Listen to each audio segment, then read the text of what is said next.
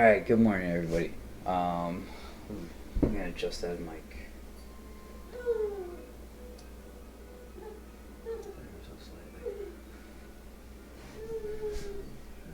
Alright, good morning everybody. Yeah, we're just gonna be having a chill day where we paint some minis. Alright. I might have to turn the music down a little bit more.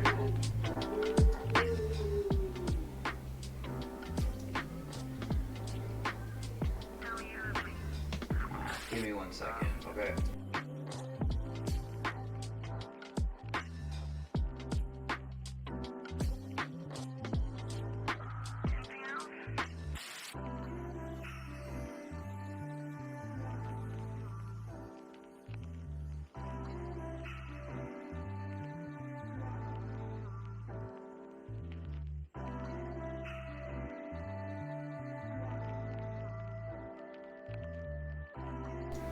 Alright, I hope that is a little better music volume so you can actually hear me talk.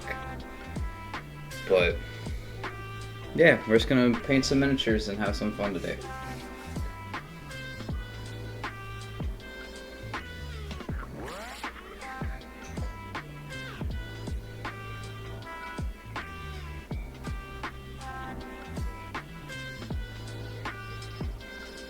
But I will be right back in 1 second.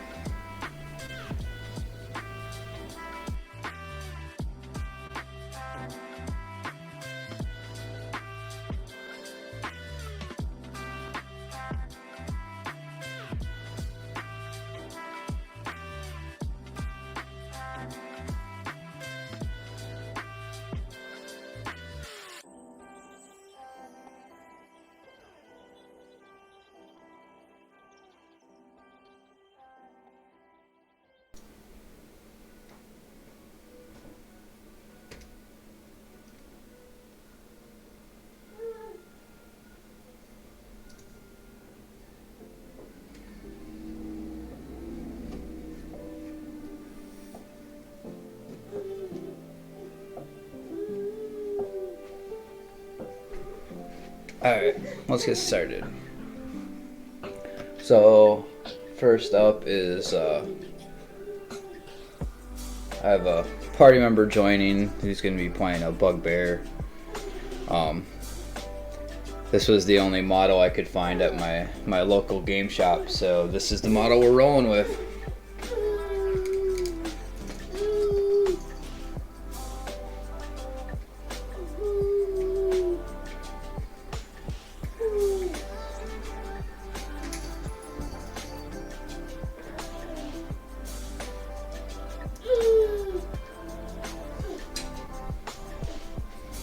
Sorry, had to add a little extra light to the situation. But alright. For questions about paint, I am using the Army Painter War Paint set with some of the WizKids paints. Well, with all of the WizKids like paints that come in their collections. With some Citadel and Vallejo game washes when I use washes, but I have some Citadel paints as well.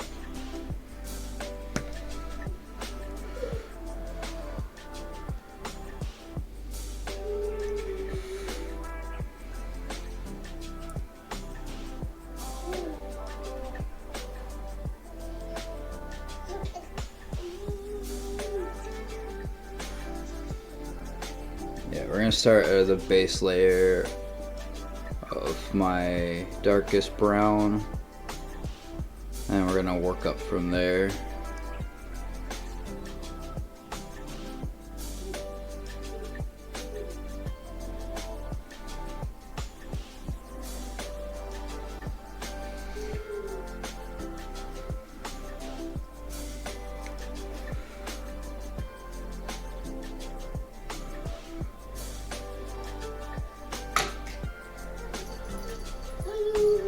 Now this miniature is modified from the original I cut the shield and the axe off of it. Because he's playing a fighter monk who doesn't use weapons.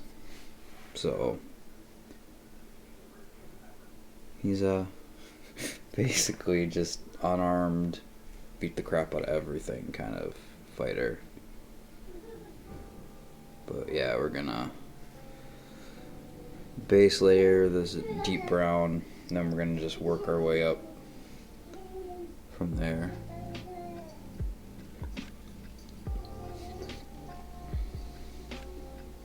I'll just cover that for now. I can come back to it.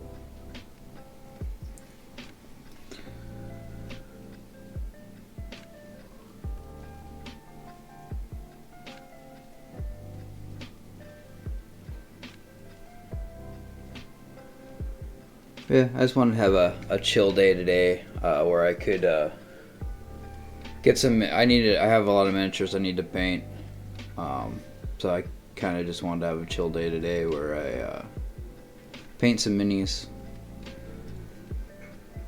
chat with the viewers.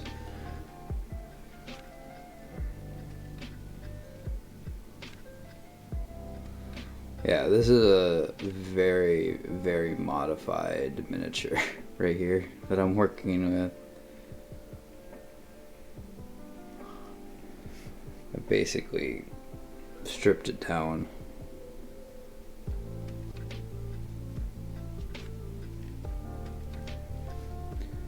To make it more to his character. Unfortunately, you know, my game shop near my house didn't have the miniatures I was actually looking for, so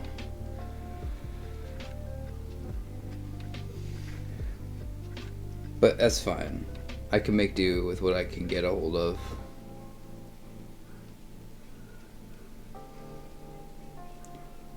Like for me, I know I could have ordered on Amazon or whatever, but for me it's yeah, I like to support my local game shops. And this one, just the one that I went to, is really close to my house, so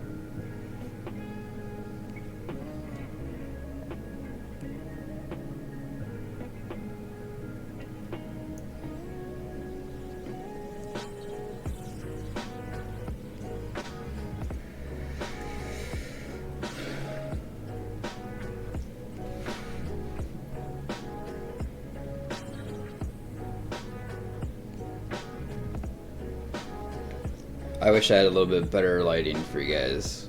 But this is what I got right now.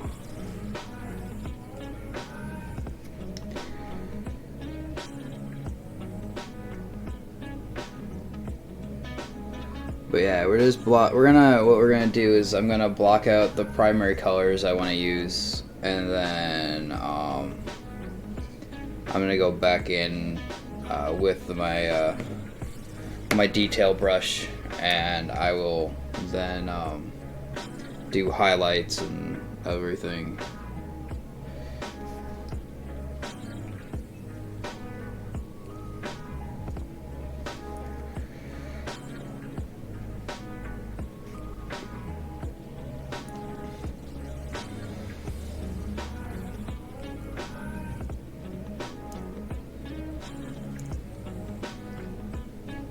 Mostly because if I then make any mistakes, guess what? They're easier to cover up.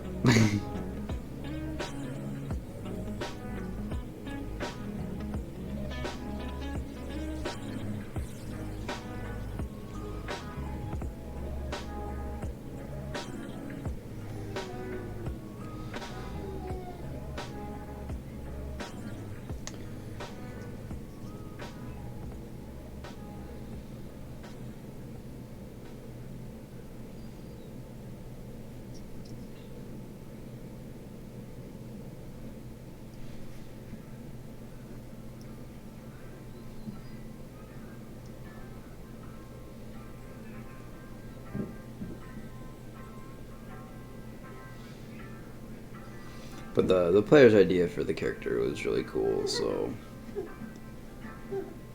like I already have my active campaign of Curse of Strahd with the players that are in it, but we're adding a player this next session, hopefully.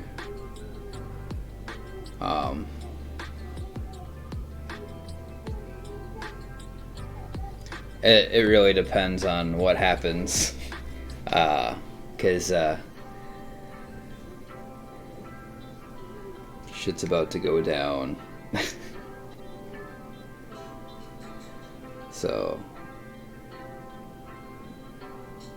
but the player wants them to look, you know,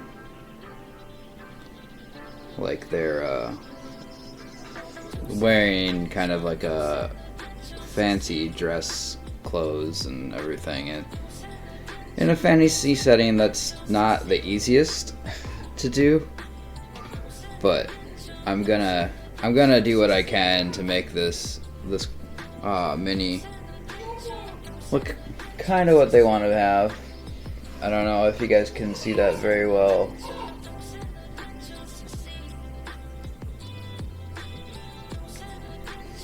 I wish the lighting was better.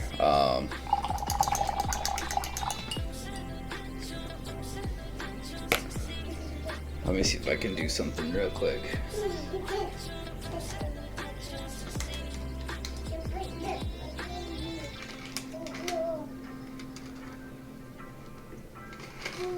That may be too far away to get like really good light with it. Unless I go like this.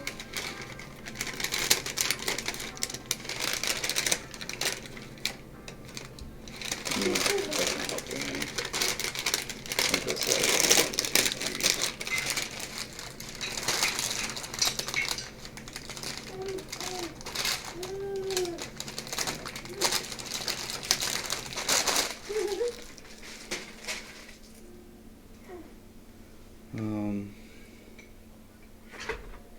Oh. Give me a second, guys. Sorry.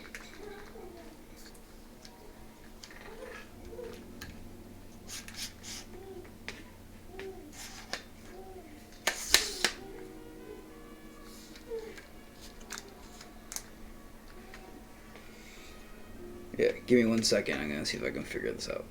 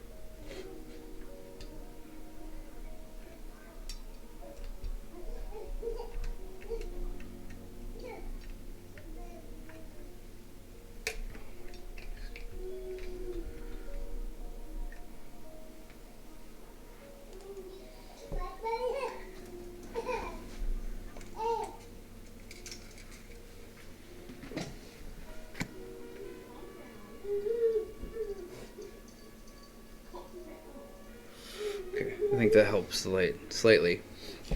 I may have to rearrange some things.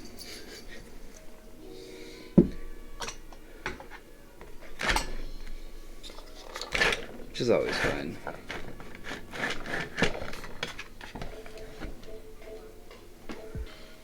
I can then move this light in.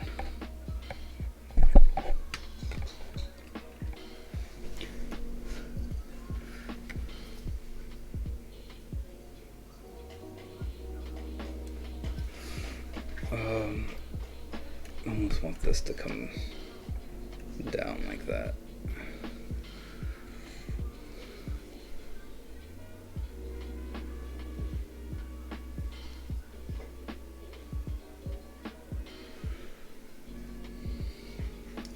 All right.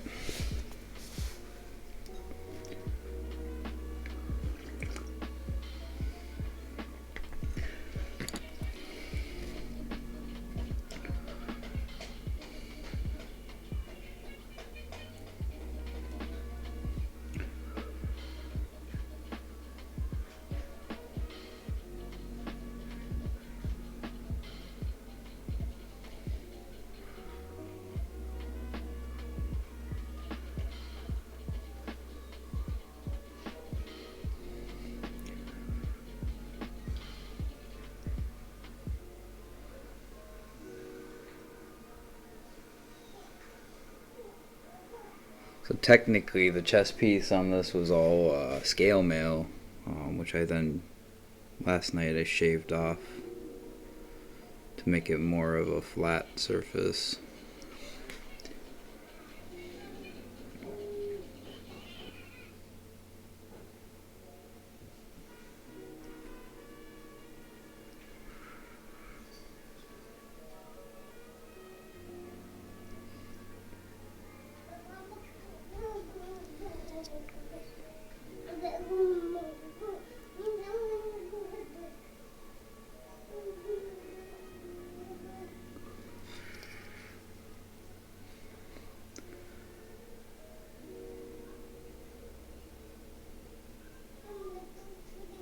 But yeah, I guess the plan is to add my own little embellishments to it, give the character a little bit more flair.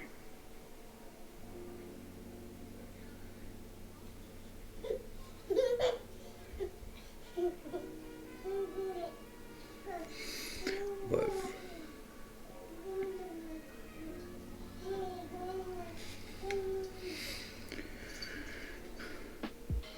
like the character idea and everything, I am more than happy with. Like, very straightforward character,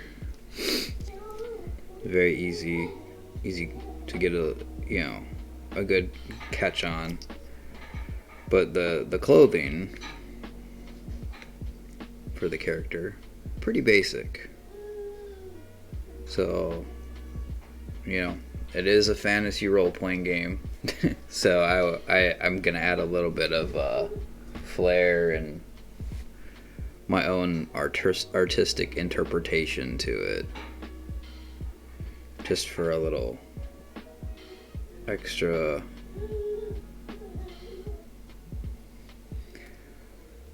plus. If first, like, obviously all the miniatures I paint serve the purpose of, once the player's done with them, they can either have the miniature, which I can send to them,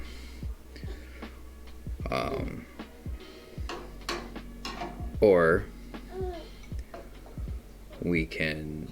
I keep it, and then I can repurpose it and use it in a different place. But I try not to use, like, player miniatures as anything other than what they were originally. Mostly because that, like, ruins how special the miniature was at the time. So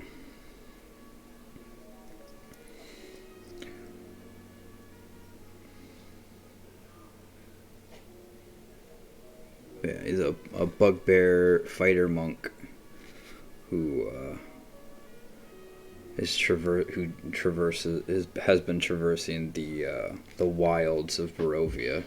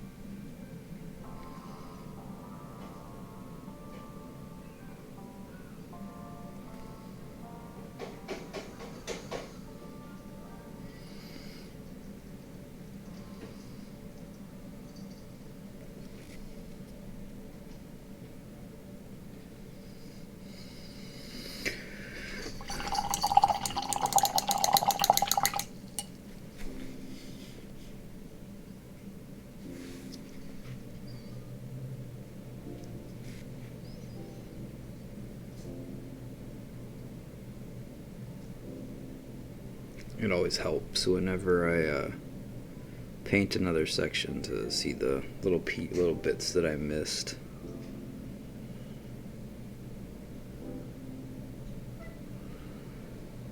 On the primary, like literally, like the fur and skin and everything is usually the most important, but you do have a tendency to miss it when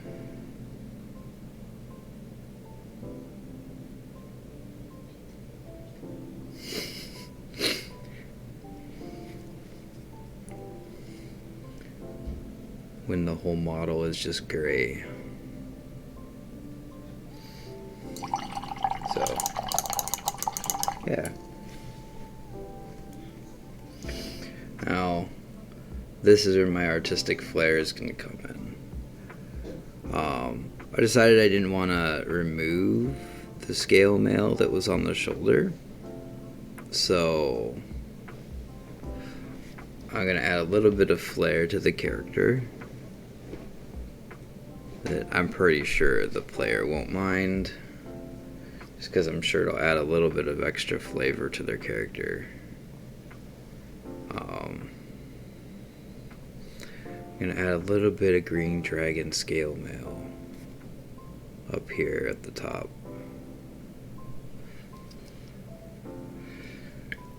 It'll also help the character pop on the board. Hopefully, anyway.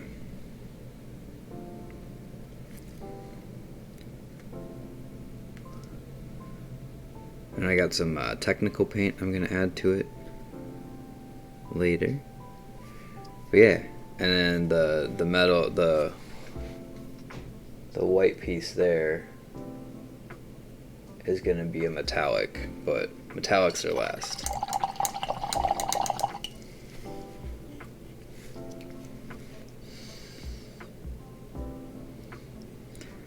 Now what we're going to do is we're going to paint the belt, which we're probably also going to add metallic studs to later. Again, just a little bit of like more technical stuff in it. I don't do non-metallic metal.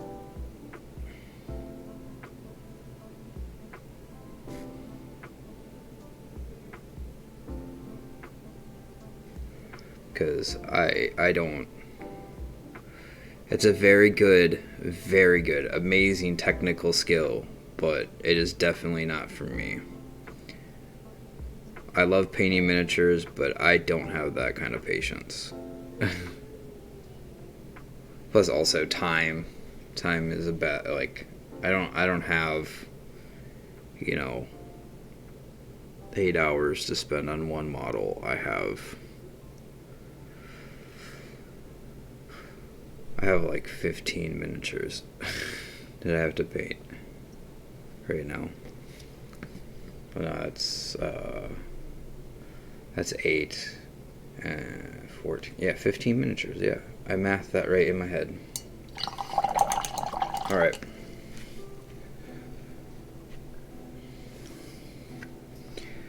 Now we're actually going to grab some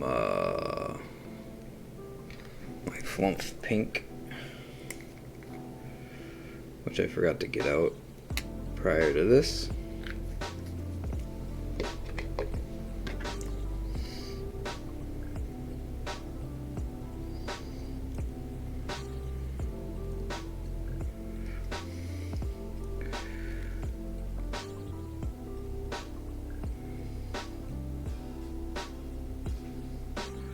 We're gonna do the non-furry parts of the skin.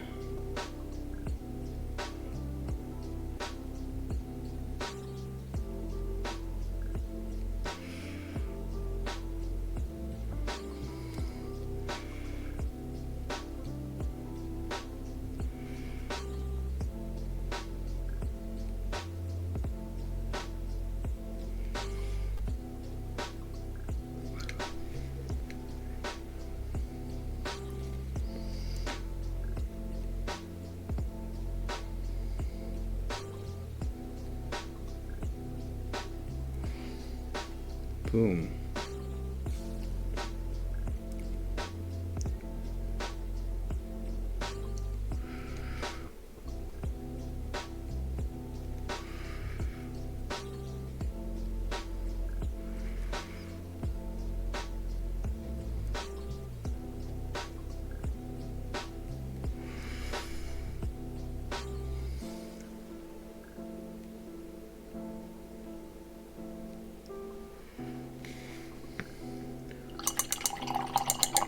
Boom, boom, boom.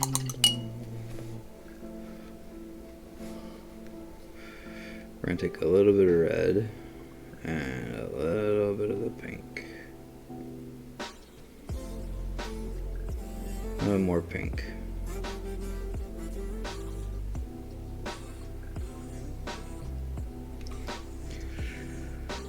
We're going to paint a tongue.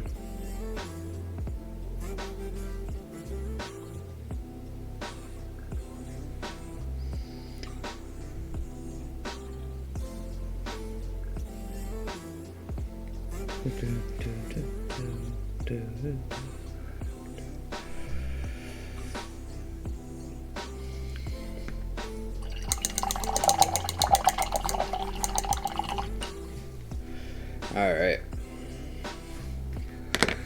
we got colors blocked out, so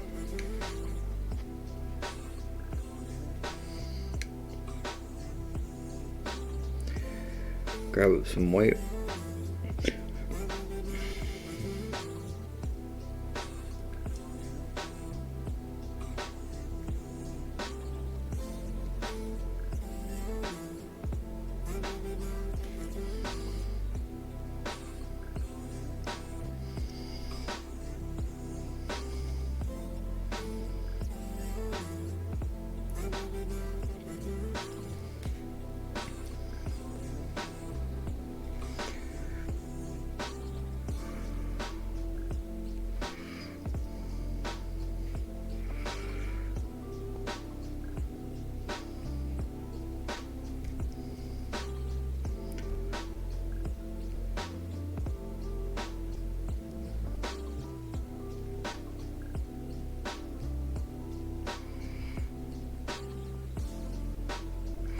Now what we're gonna do with the teeth is okay,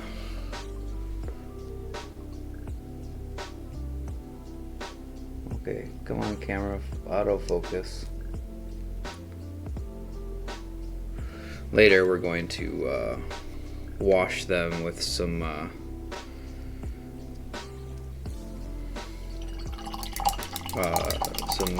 sepia wash to give them that little bit of yellowed feel to them. Actually, I forgot to do something with the white.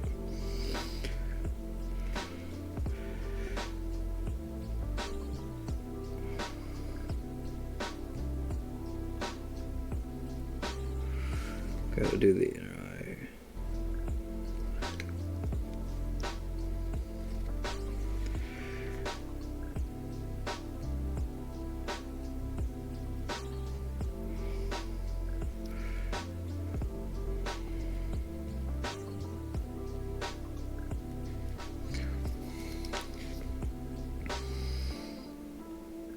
Perfect.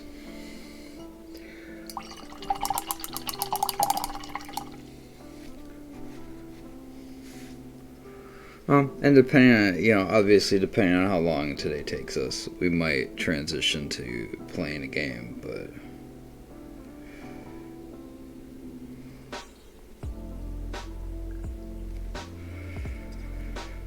now we're gonna highlight the upper parts of his head and the upper ear.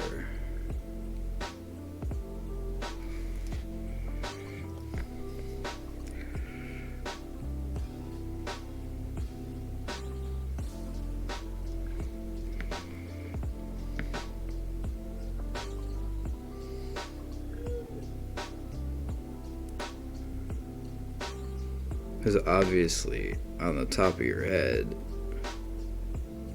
you're gonna have a little bit lighter hair.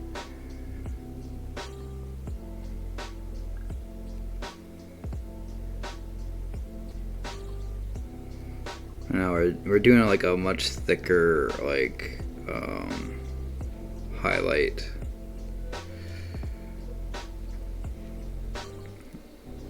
And then we'll highlight it more. The higher we go up as a point. But right now we're just getting a rough highlighting done.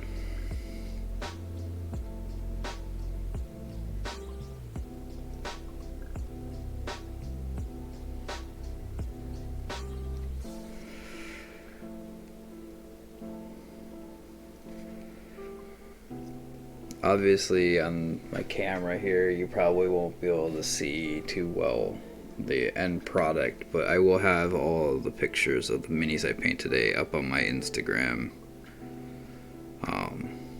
later today.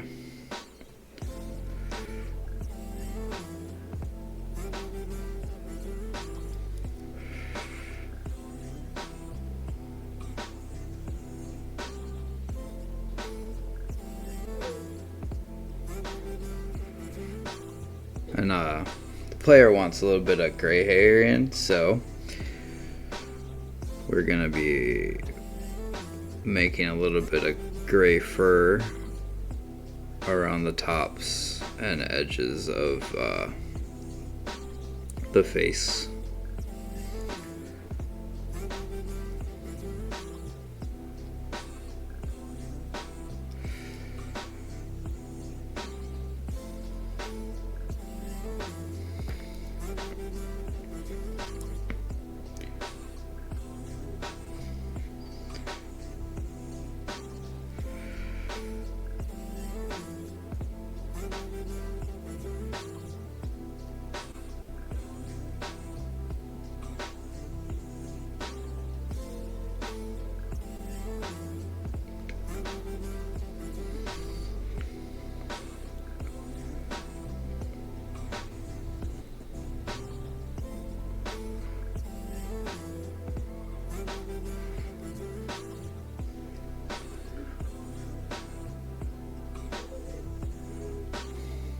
Yeah.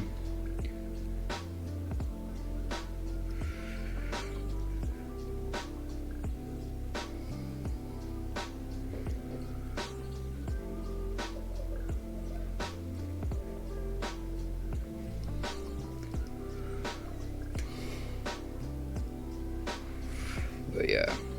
So I don't know if you guys can tell. I feel like I can focus this camera or something.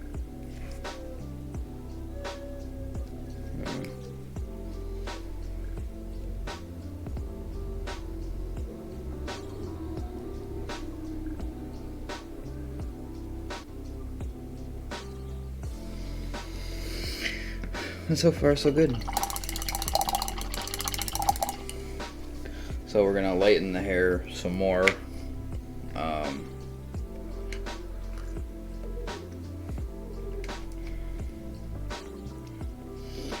But yeah, we'll see how long this takes. This guy is gonna be a little more complex because he is a player character. I don't spend as much time on NPCs or monster characters usually, but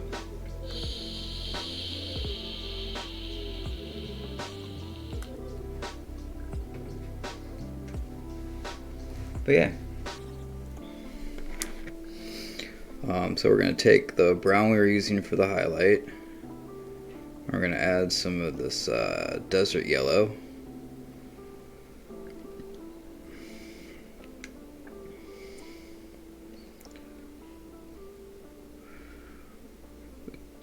Make it lighter, lighten it up, get it nice and we're gonna grab a little bit of white and mix that in there. It's gonna give us more of a rosy hue to the highlights.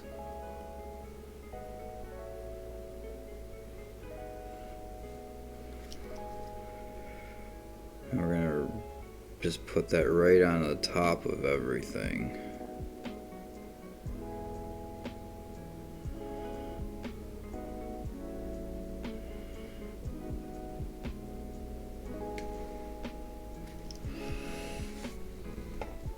if I move this in like this? Can you guys see that better?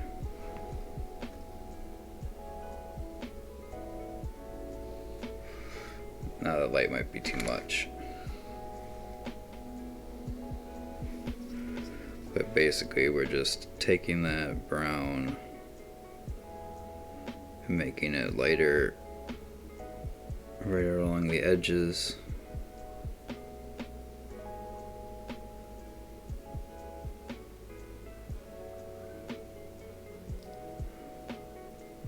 And then we're going to lighten that up even more after a little bit here. We'll get this highlight in, and then we're going to put another one on after that. Stupid phone. Always forget to turn my notifications off. Do that now.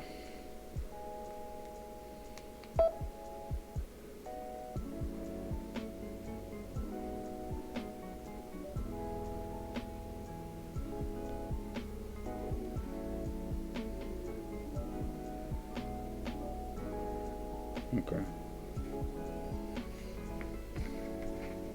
Alright. So we're just adding little bits of highlights here.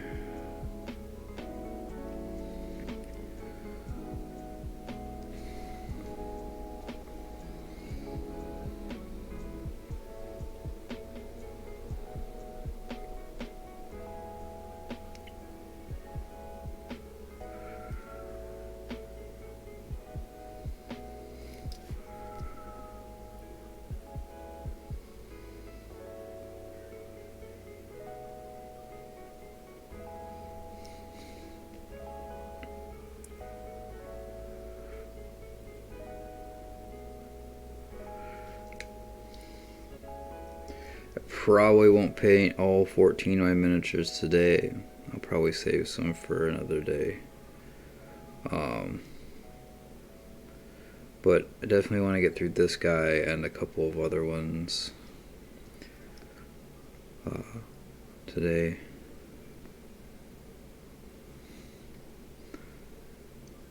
Now we go in here. We're gonna have to put a little bit of lighter fur in here on the very edges, because we're going to be lightening this up. Jeez. To the point where we're going to have some gray in it, so that he looks like he's a weary, road-worn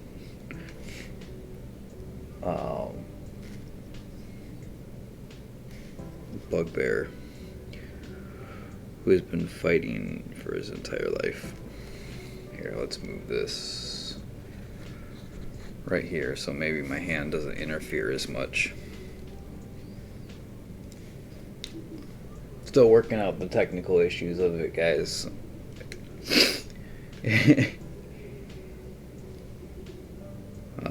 But yeah, we're gonna add a little bit more highlight to the feet, like this exposed fur on the foot here. A little bit up here.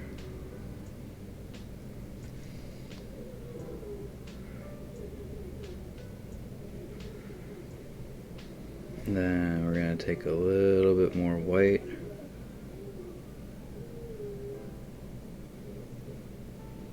And we're going to lighten it up more.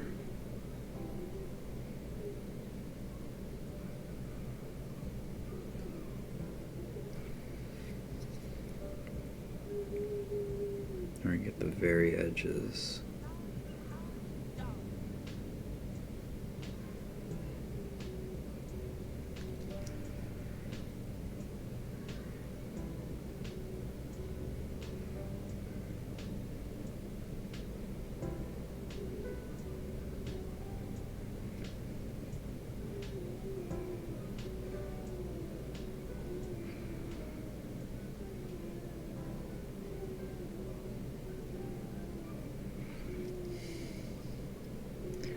And this same transitional color here is what we're gonna add the gray into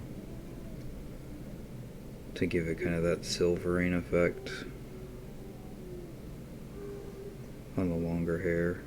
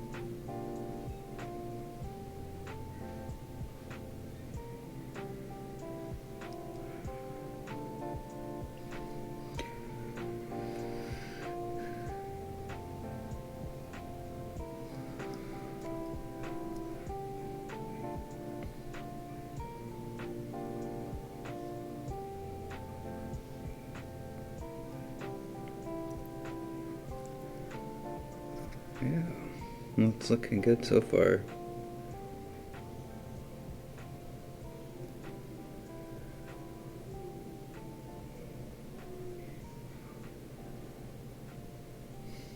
Alright, I'm gonna add in the gray.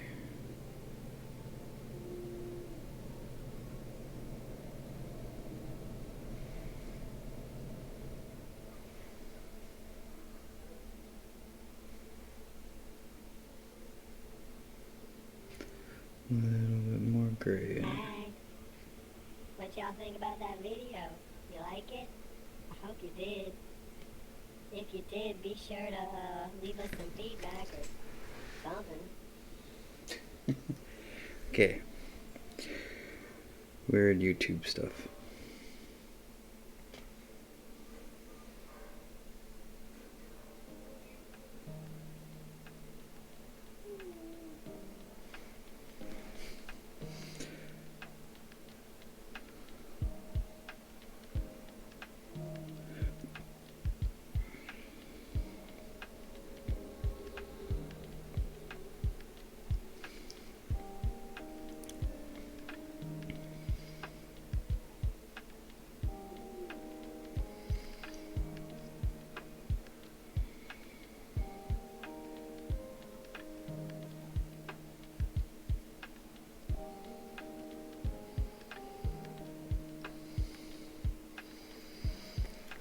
Yeah.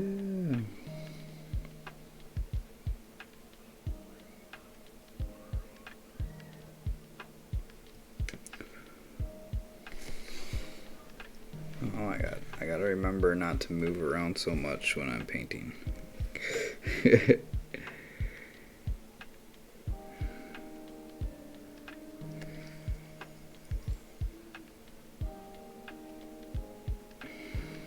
Put a little bit on his shoulders as well.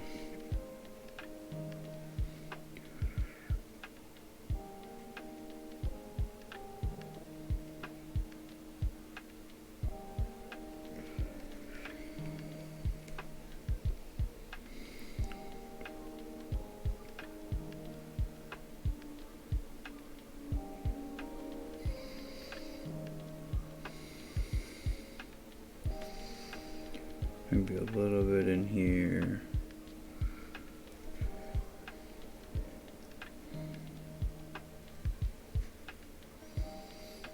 Yeah, looks good to me.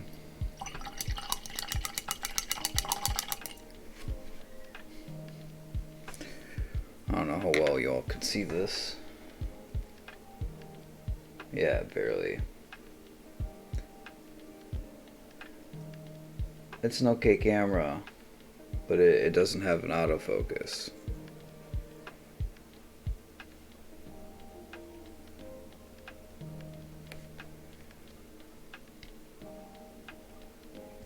So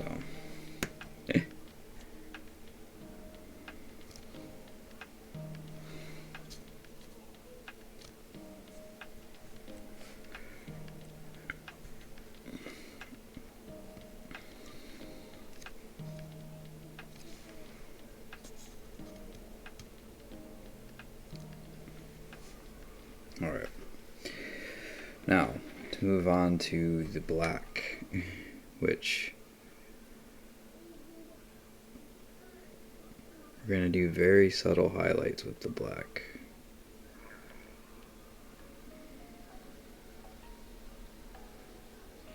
Because otherwise it looks very gray.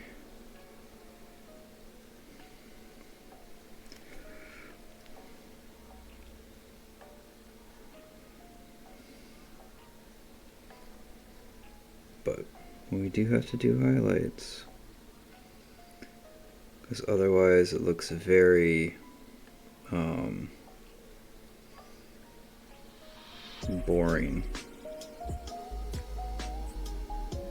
by comparison to the rest of my paint job.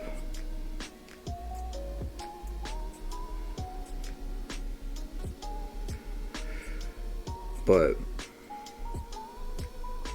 no fabric in the real world is black. Even less so if it's well worn, you know.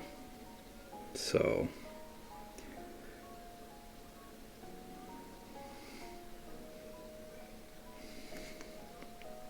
like my hoodie that I'm currently wearing looks very black, because it is black, but it's more gray at this point after being cleaned and everything and just worn. So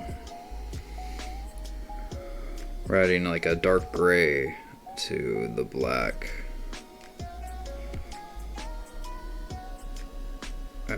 Proportionately more per coat till we get to a decent highlight level. But we're kind of just coating the whole thing with this, except for a very few like really light recesses.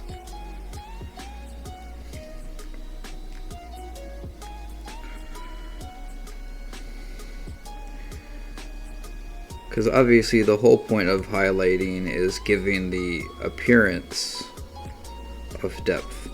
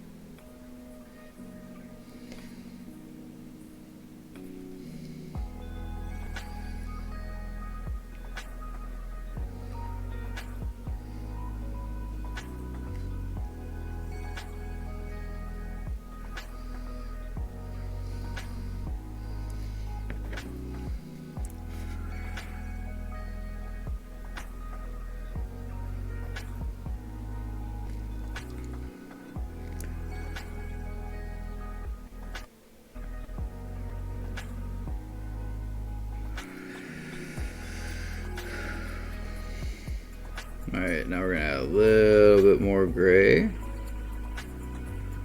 Get that a little bit lighter highlight, which we're gonna be a little bit more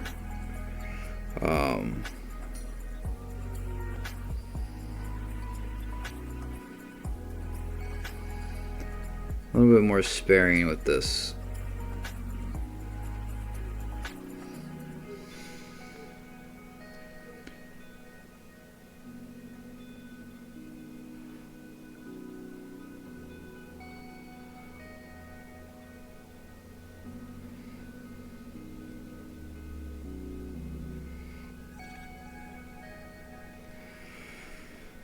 And I know it's gonna read a little like quite gray, but what we're gonna do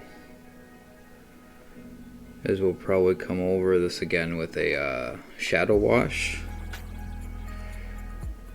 which is gonna kind of give it, like, darken all the gray down again.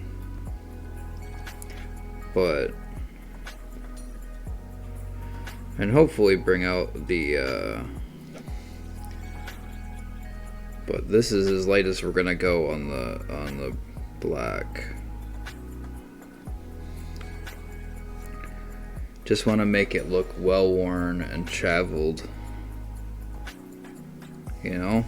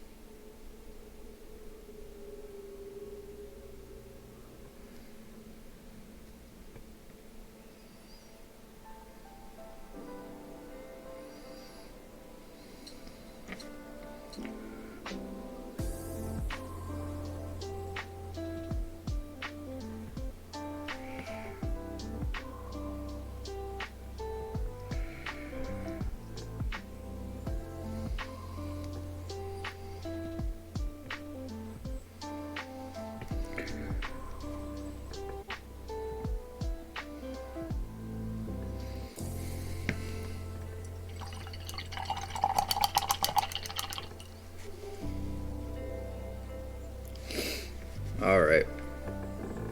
Now,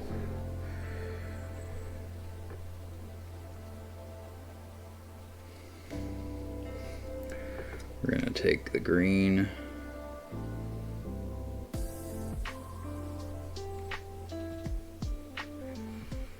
take some white,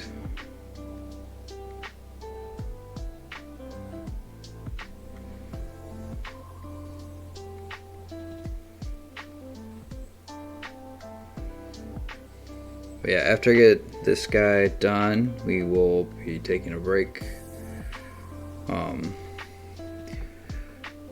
And then when I get back, I'll work on a new one.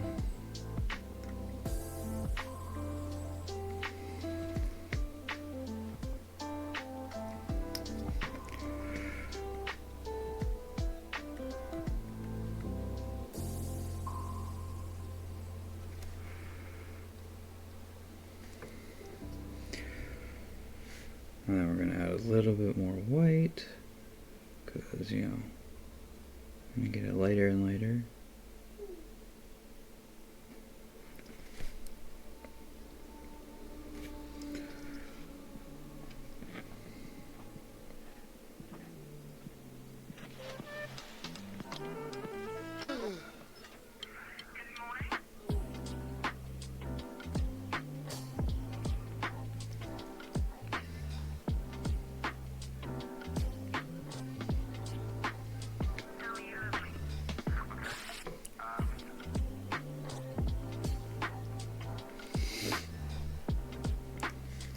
There we go.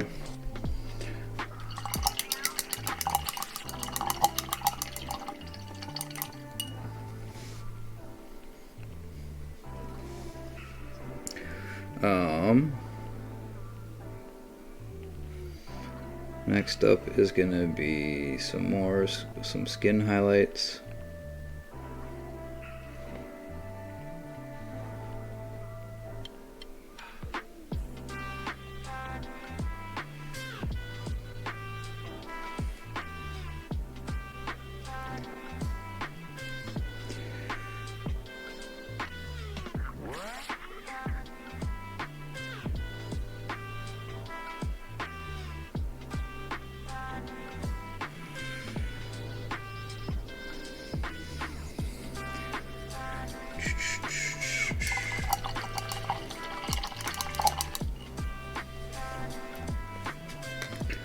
Actually, looking at it, I don't think I have to do those teeth at all.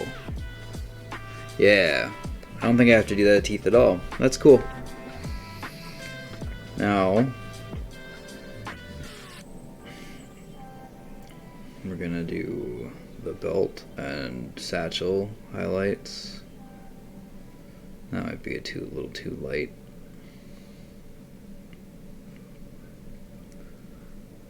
There we go.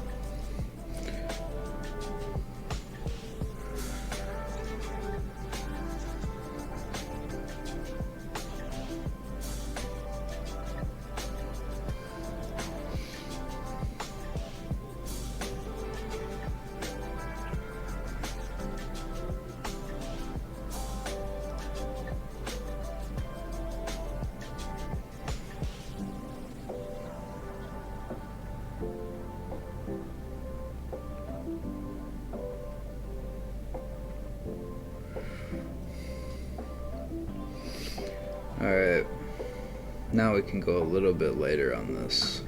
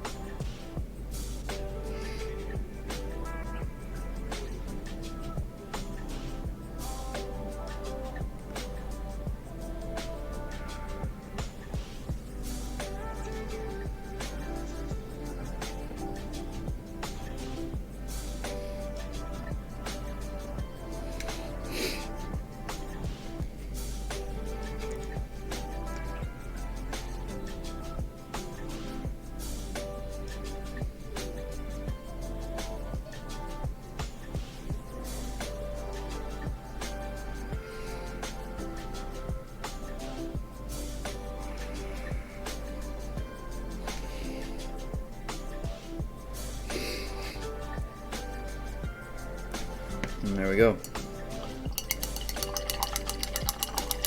Belt is highlighted. Basically everything got its highlights now. Now, what we're gonna do is we're gonna grab my wide tip brush. We're gonna take this desert yellow and liberally put it on the base.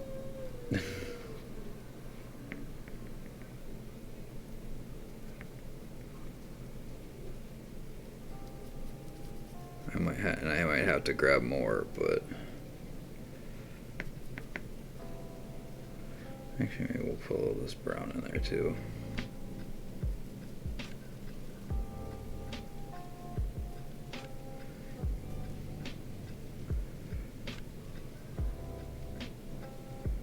All these paints are basically over and not gonna be used anymore, so but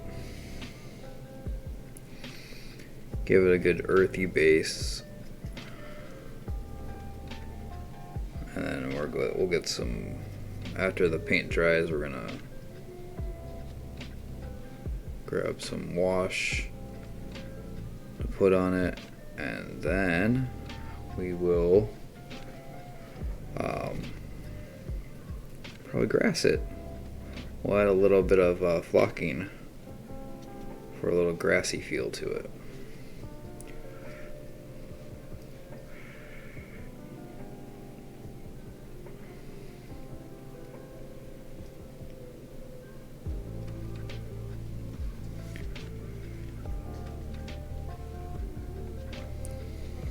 But yeah, there's the base painted. That shouldn't take too long to dry. While that dries, I gotta grab something.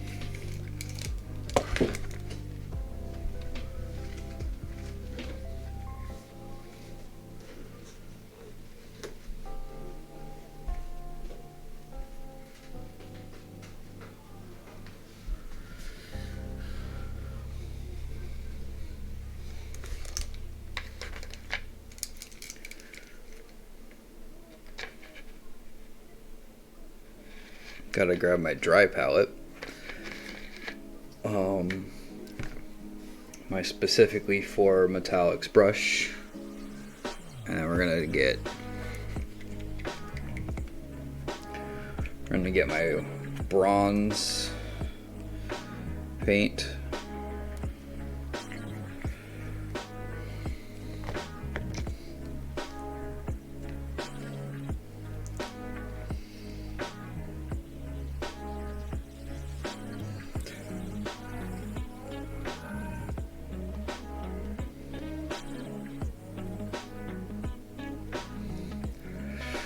And don't worry, it won't look this crazy once I'm done.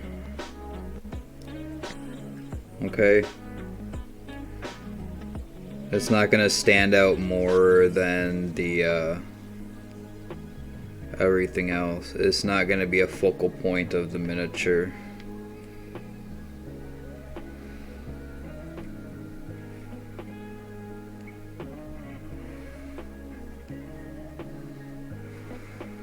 But yeah, just add a little metallic there, and then we're gonna add metallic to the belt buckle thing.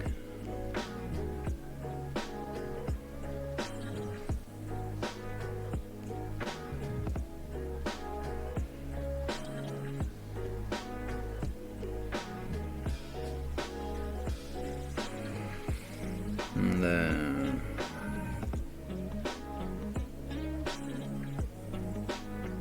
the studs on the belt are gonna get a little bit of a metallic sheen to them.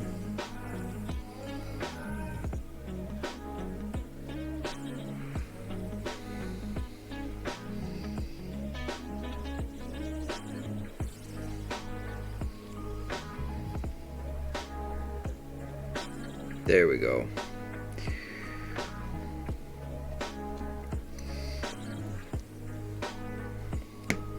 Just adding a little bit of extra flair to the miniature.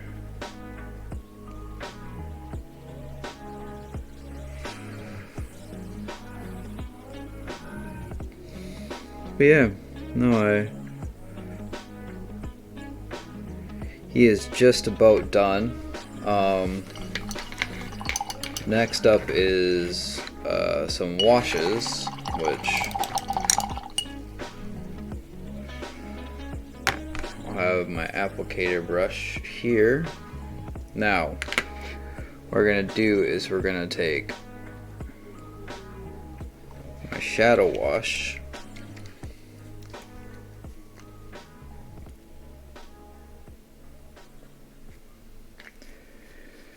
and we're gonna take my brush, we're gonna get wet,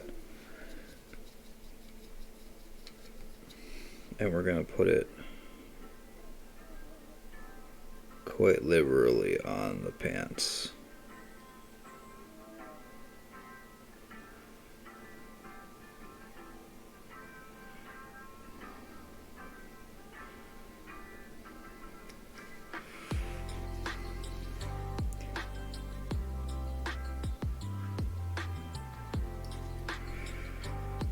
like I said, we're trying to bring out the fact that they are black more than gray.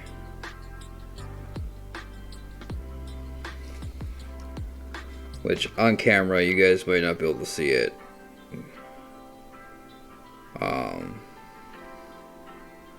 But the pants look very gray. The pants and the shirt and everything. Everything I painted with the gray, like the gray black, looks very gray.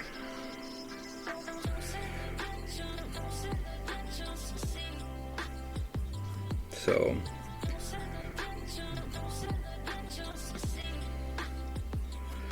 we're gonna just basically touch that up so that it doesn't look as gray. But instead of like going in and like hardcore like detail painting every little bit, we are just gonna shadow wash it.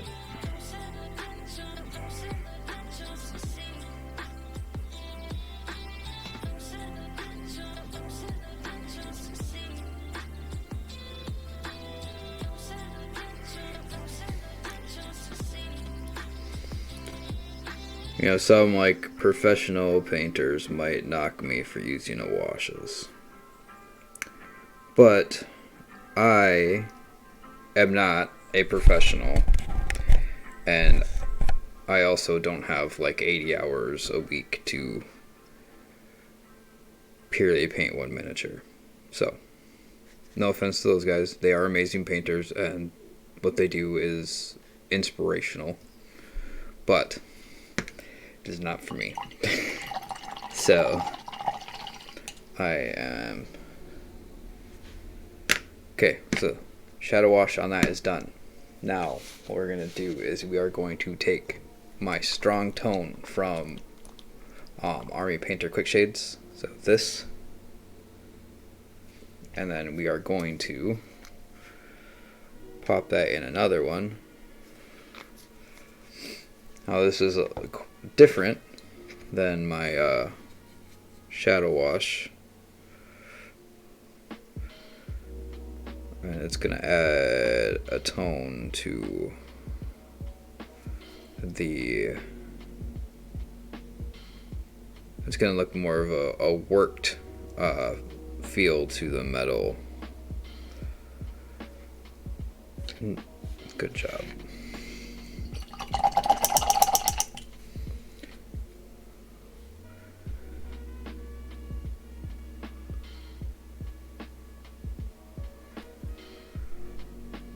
There we go.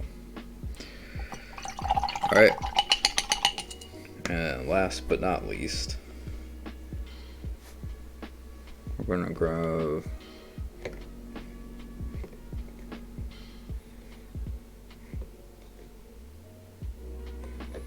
actually, we'll probably just use Flesh Wash. No, we're not gonna use Flesh Wash. I need to find my sepia though.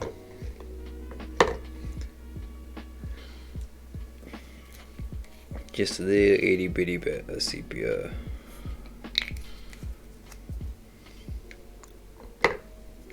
And we're gonna put that on the teeth.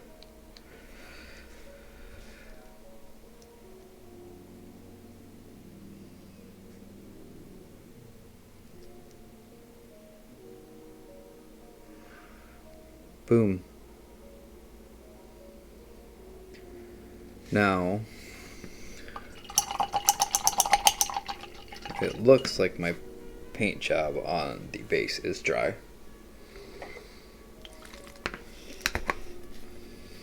So we're gonna grab Agrex Earthshade from Citadel, and we're gonna just liberally put that on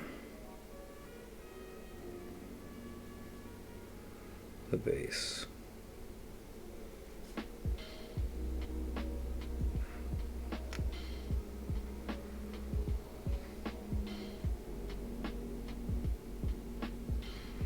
Which this has to dry as well.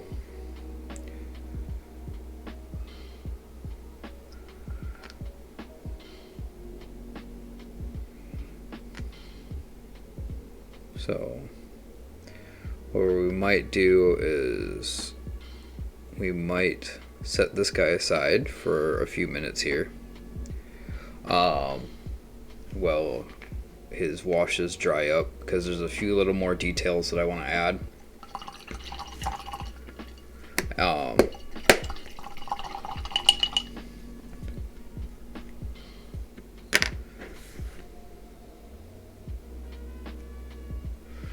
There's a couple more details I want to add to him. I want to kind of give him the remnants of a tie, and I do have to paint the edging of the base.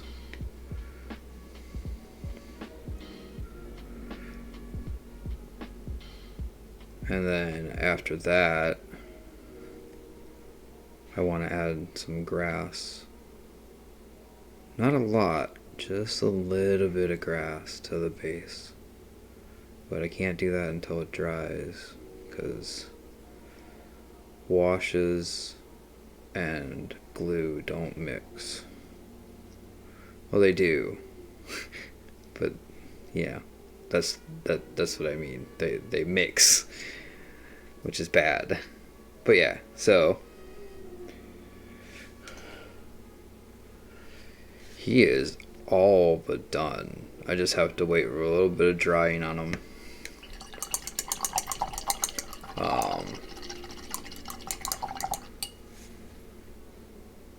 Maybe what we do is we grab blood for the blood god. Just add a little bit of that.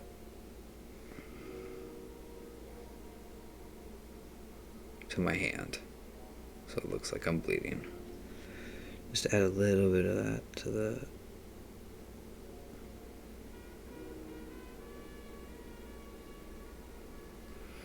teeth.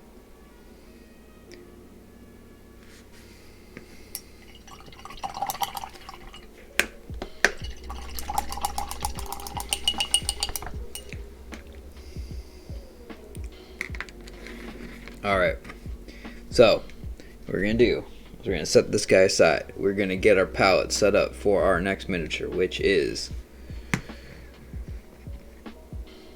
this young lady right here.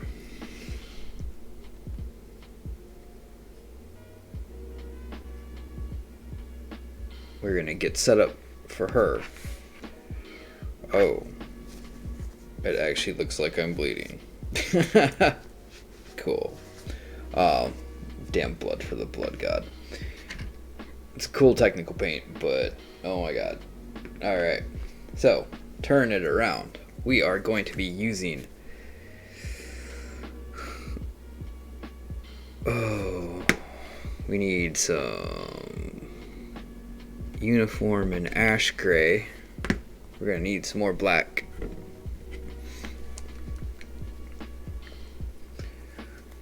So got some black,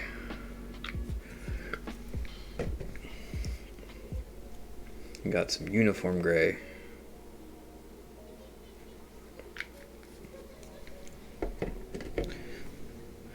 this model is a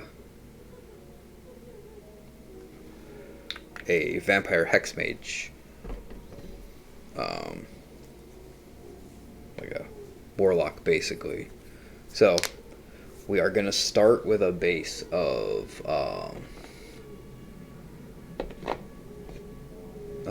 flesh tone. So we're going to start with a tan flesh base for the skin color. And then we're going to work our way up into transitioning from that tan flesh to like a gray blue, which I have Army Painter's D&D Ethereal Blue.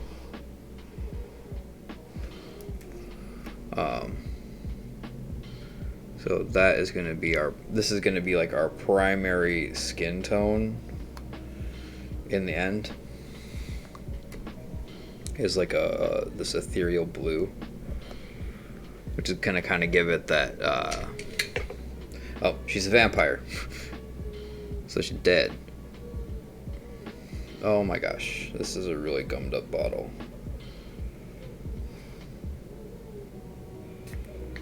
There we go. That was a mess. Yeah. But, and then we are going to use some purples for, we're going to use Purple Worm and Beholder Purple. Actually, I think we're going to use Nagaroth and Gene Stealer.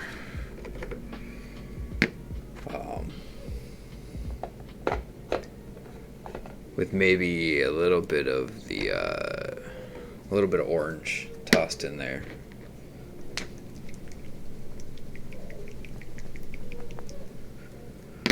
So,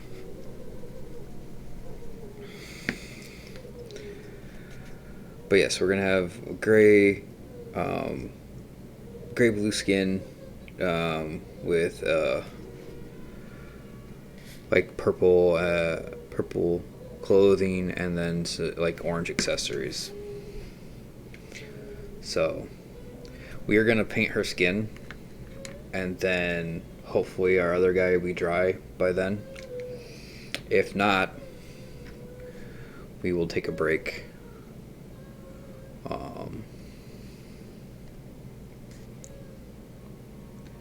She doesn't have a lot of exposed skin. She's very covered up.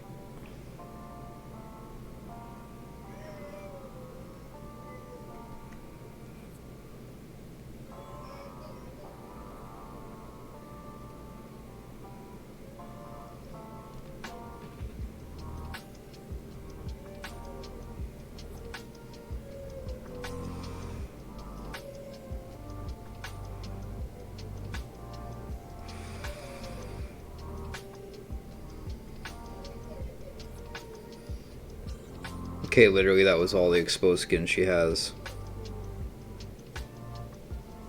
Looking at the rest of the model, we are just gonna add some flesh to give her, actually I guess this would be flesh, yeah. She has like a weird collar thing going on. So we're gonna rock around like this.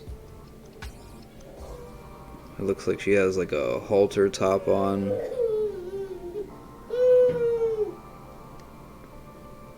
With some high sleeves. So I guess that's what we're doing.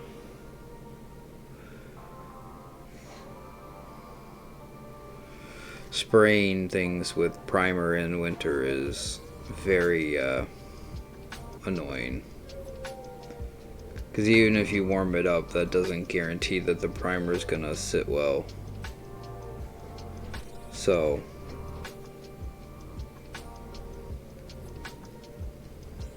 yeah, that's her flesh. Yeah, so maybe we'll just do some color blocking out while our other guy dries, and we'll block out her colors. We'll take a break, and then I will come back, finish up our bugbear friend, and then we will kick the rest of this one out.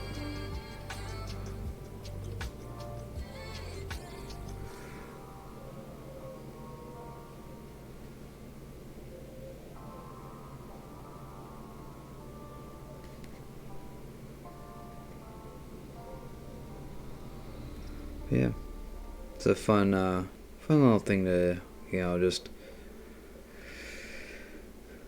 I believe everyone just needs to find something that they enjoy. And like, for me, this has been the best part. The best part of 2020 was the fact that I got to sit down and I got to take the time, spend time with my family, and work on my miniature painting skills.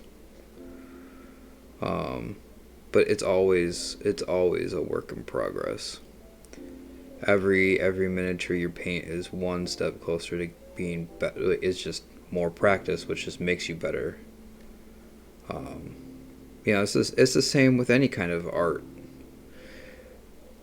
you know, miniature painting is an art, and if you're really good at it, you know, it stands out. So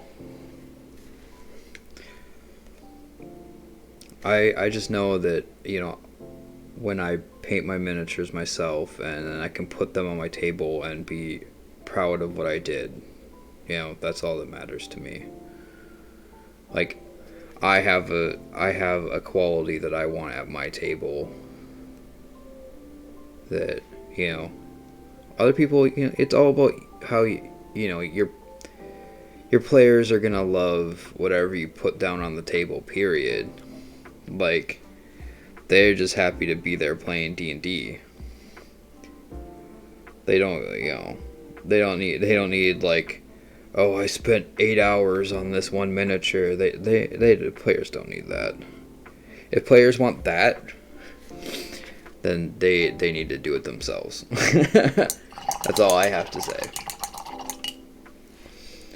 Like, if a player wants to bring me a miniature they painted themselves and they spent 8 hours on it, fine. That's the table quality that they want for their miniature. If they want me to paint the miniature, like, obviously my players don't even expect me to paint the miniatures. Like, they would deal with whatever I put on the table. And for a while, you know, the miniatures I was painting were, you know, meh. They were, you know, barely. They were painted. Let's put it that way. They were painted. They weren't great. They weren't horrendous. Like, it wasn't like just big blocks of color. Well, some of them were. But, you know, I was painting with craft paint from Walmart, and I was painting with, you know, obviously cheap brushes. So, like, when it comes down to it, like, any quality is good quality when you're putting it out there and your players enjoy it. 'Cause my players were still having fun. Like, having miniatures in general in your game is just good. Obviously, if you're playing by Fantasy Grounds or other things like that, like, yeah, you're not gonna have miniatures, you're gonna have little tokens. But even then, like, if you're an artist, if you draw or you paint, it goes a long way to, you know, make you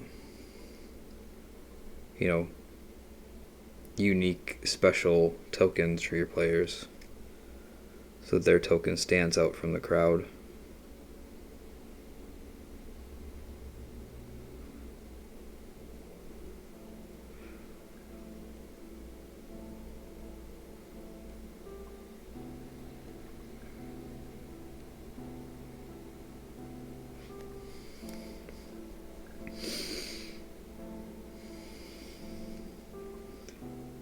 I'm going to do something a little bit crazy here, and that is I'm going to make one arm and leg purple and the other orange.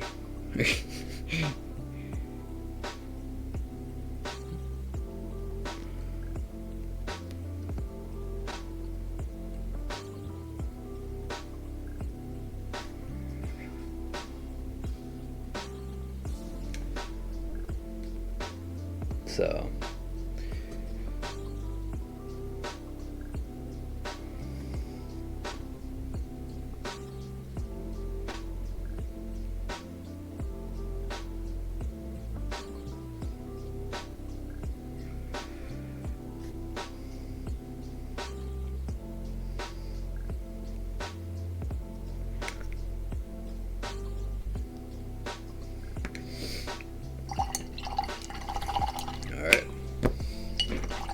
close up the Nagaroth.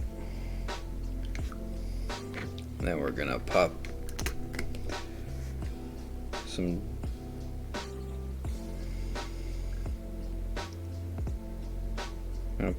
of this down on my wet palette, which is what I should have been doing with the Nagaroth, but whatever.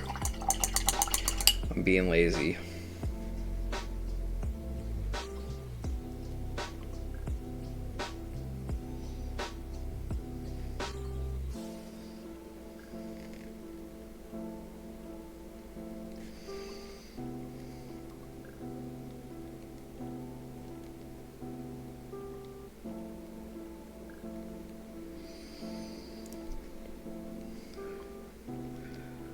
Obviously, when we go to do like the highlights and stuff, we will probably do the orange stuff first.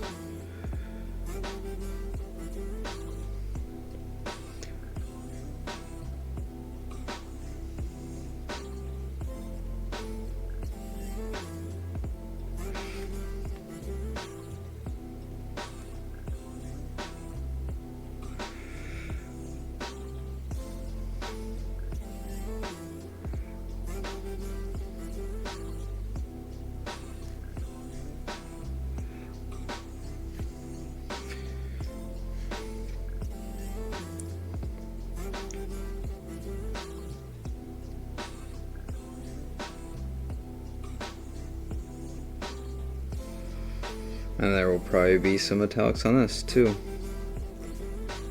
Not silver. We definitely won't be putting silver on a vampire. That would just be dumb.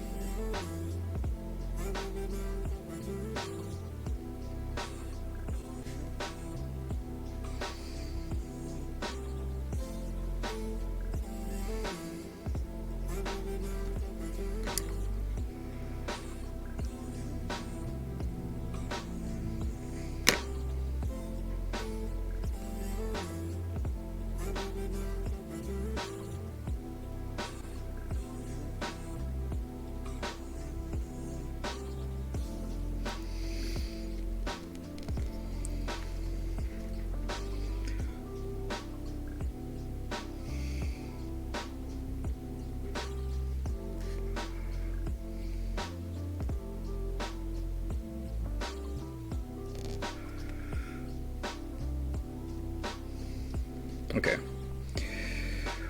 Orange is blocked out.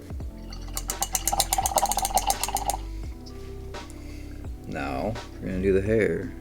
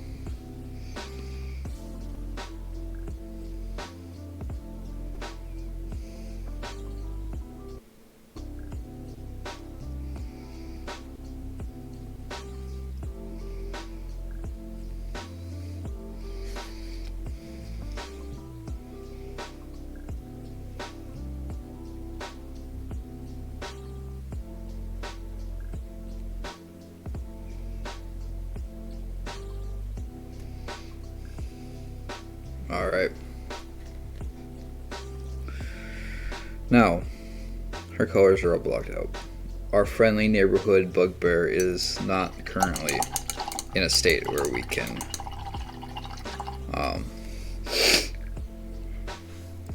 really paint him very well, because he still has a ton of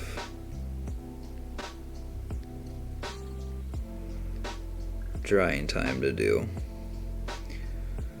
So what we're gonna do is we're gonna leave her right here, and if there's a different miniature in that place when we come back, it means he's ready to go. But I am going to take a 10-15 minute break, and then I will be back for more miniature painting excitement. Thanks for watching, guys.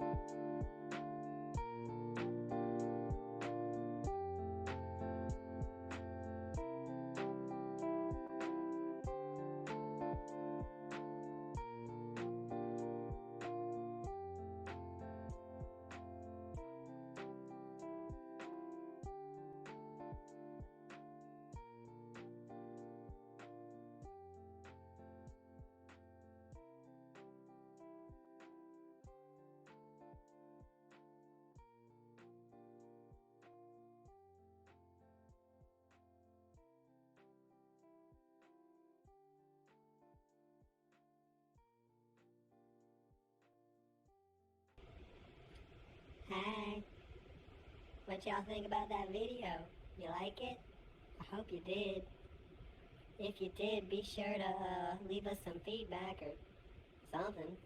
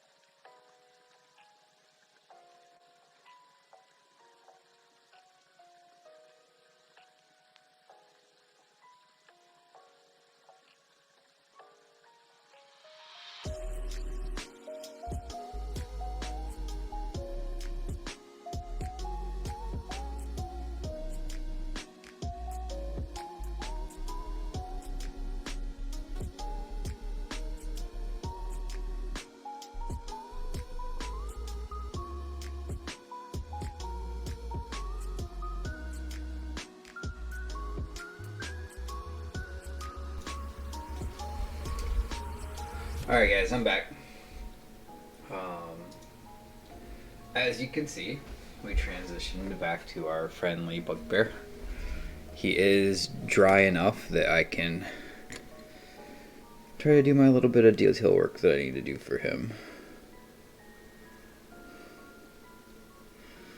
So we're going to get some white.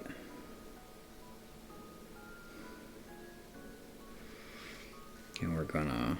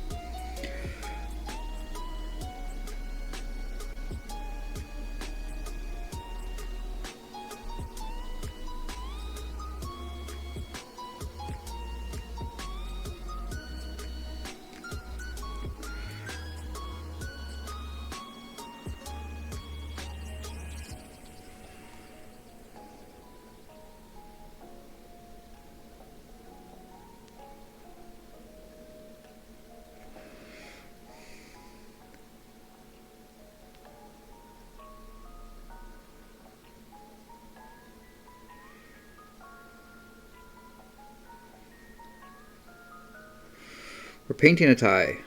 I'm really bad at it. I don't normally freehand things. So, doing what we can.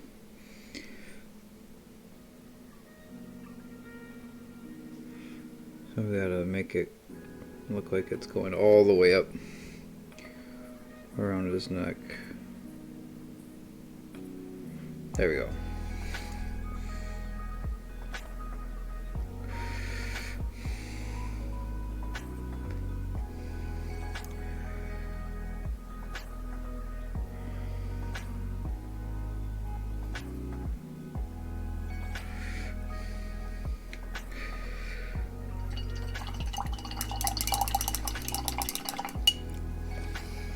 And that we're gonna take some of my sepia wash.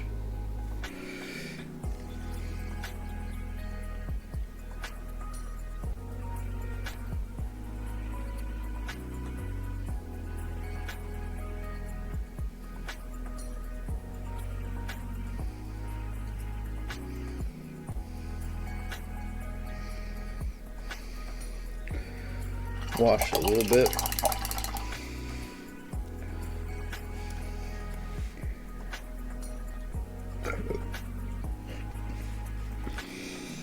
Then we're gonna highlight it.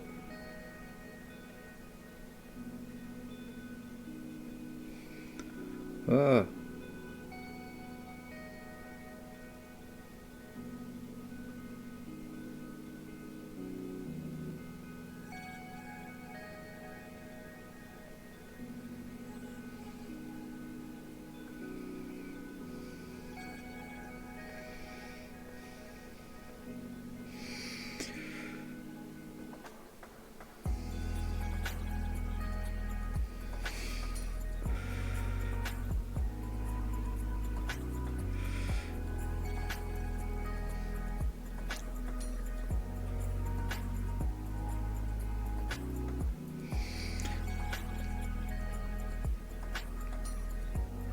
I think that looks pretty good. Obviously, you all can't really see it.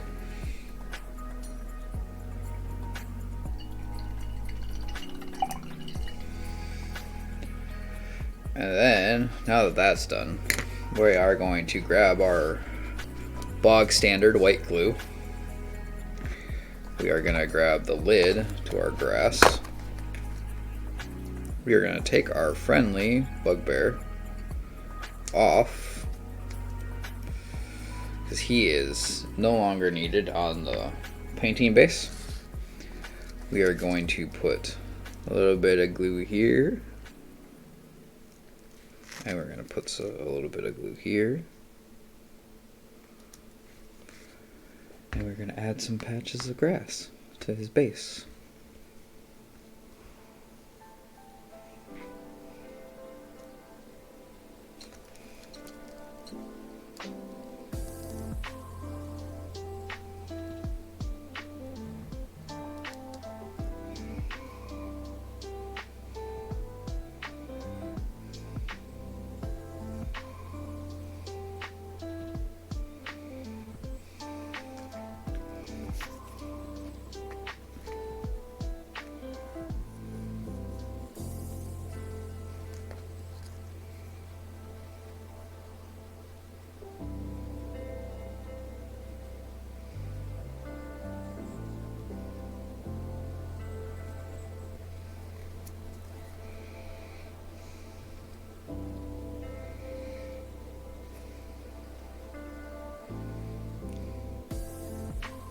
And we're gonna let that dry. And he is good to go.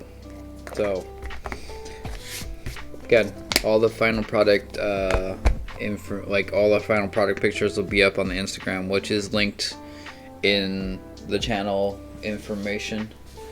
But yeah, that is our friendly new bugbear named Bruno.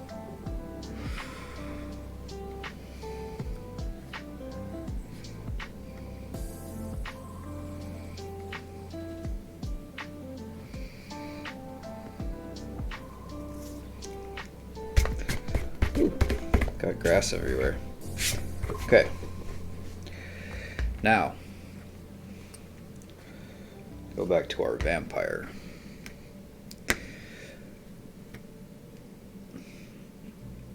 All of her base colors are done, and like, so what we're gonna do is we're gonna take our flesh tone that we used, and quite a bit of it, and we're gonna take the gray blue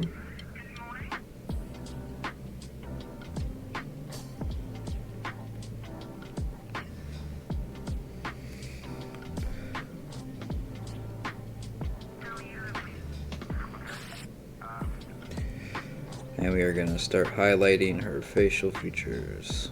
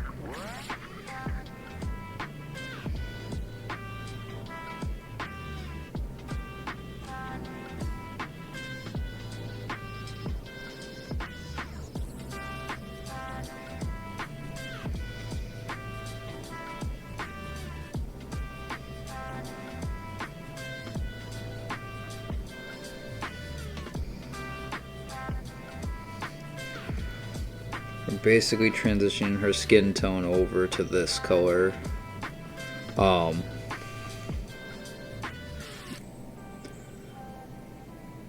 With a little bit of that tanned undertone, because at one point she was living.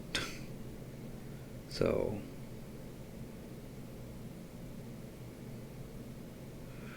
just don't want her to look like a rotting corpse, because she's really not like a rotting corpse. She's a vampire. So like, now we're gonna add a little more of our gray blue skin tone, that we're our ethereal blue. Just gonna make it more gray.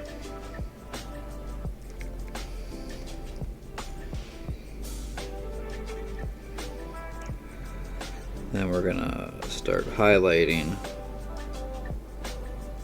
like the high points of her face and shoulders.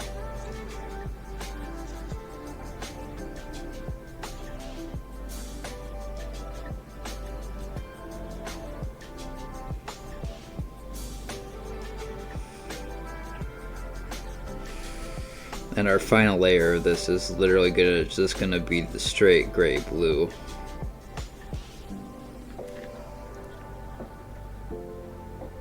So now we're ready to transition into the full-on gray blue.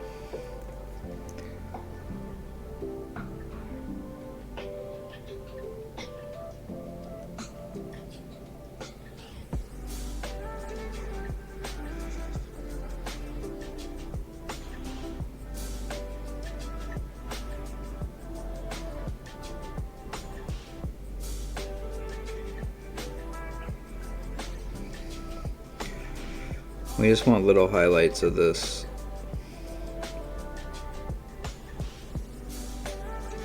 Because we want to keep some of the undertone that was the original flesh color.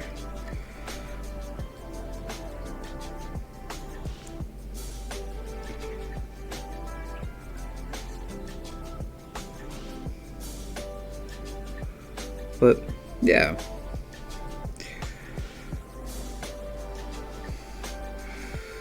And then what we'll probably do is, we might test it, see how it works, but I think we'll do a little bit of a flesh wash over the top of it to kind of bring down the level of the blue.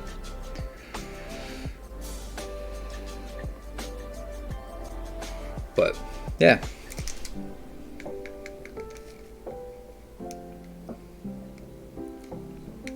Okay. Next up, we are going to take our Nagaroth Knight.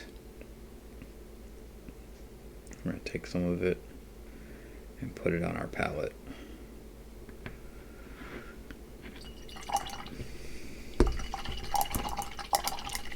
And then we're going to take some of our Genestealer purple. And we're going to mix that in there. It's been a while since I opened these bad boys up.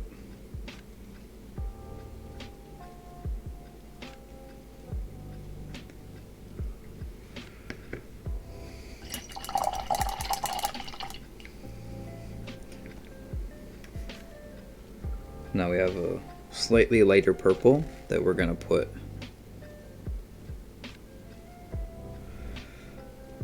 along the edges here.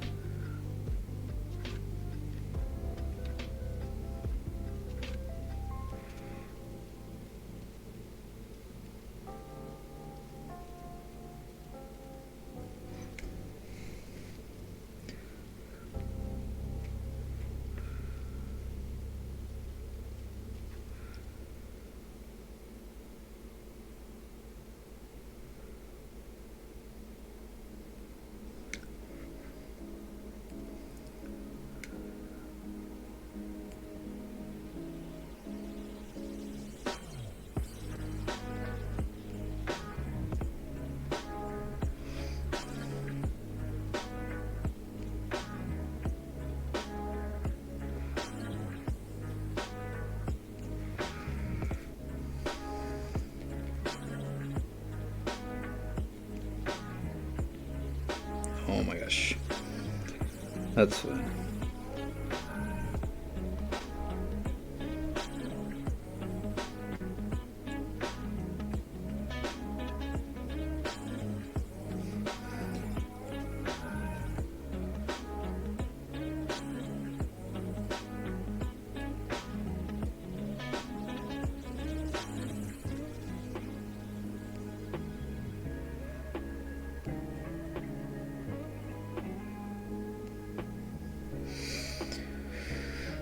Alright, now we're going to lighten that up even more and put another layer on.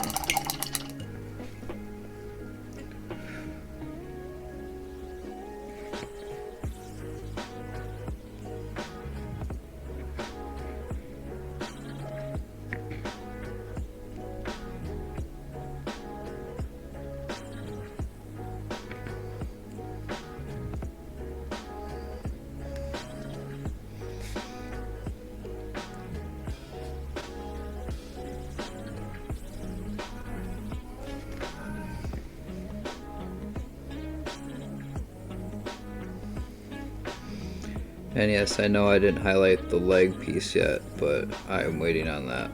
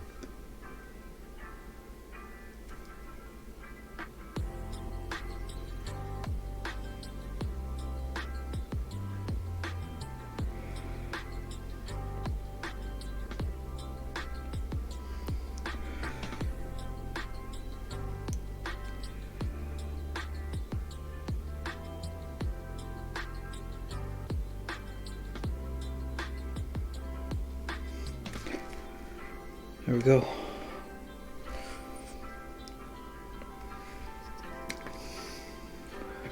And now we're gonna do one more transitional color layer.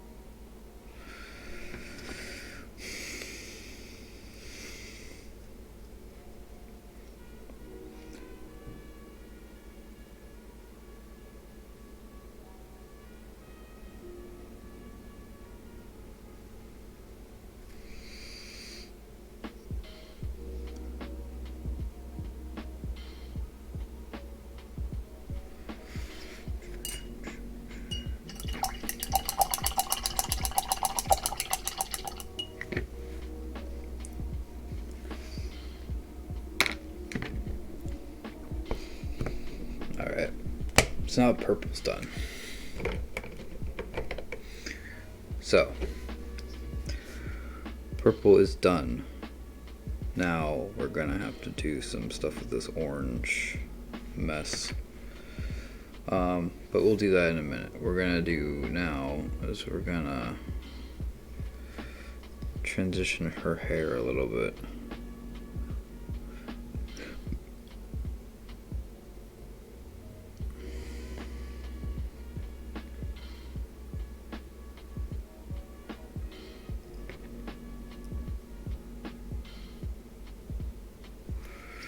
I know it's a very stark contrast that I'm doing here, but it's very intentional.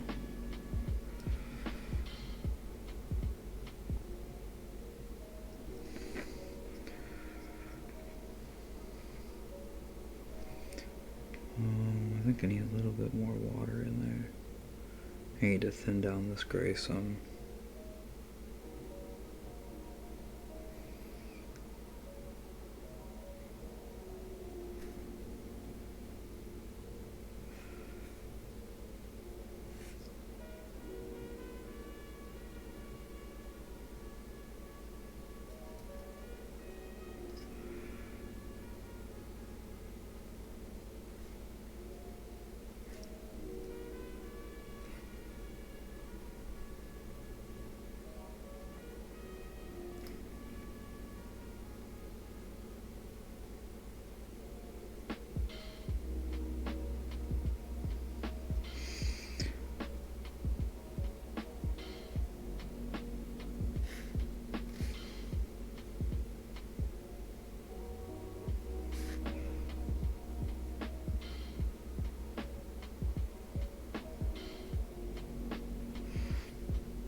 Alright, we're gonna let that set for a bit.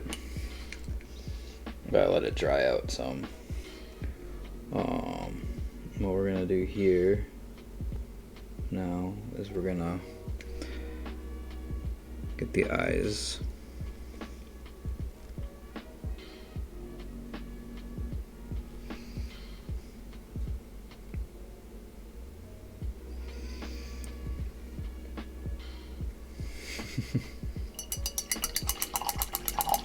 Okay, eyes. And then we're going to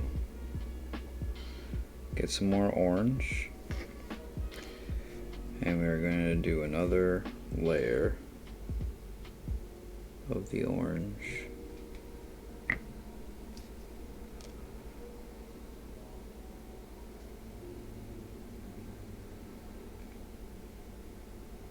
Another full coat of orange.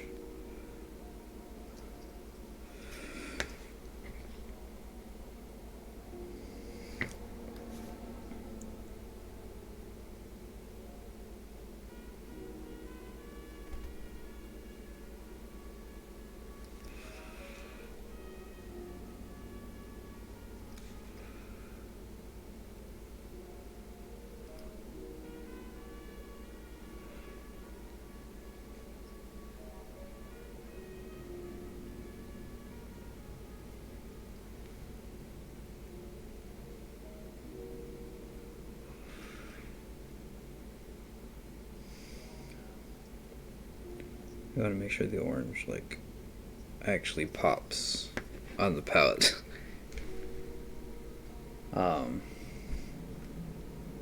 Because otherwise it won't really stand out all that much. It'll be very drowned out by everything else. So there's that. And we're gonna go back in and take a little bit of our blue-gray flesh.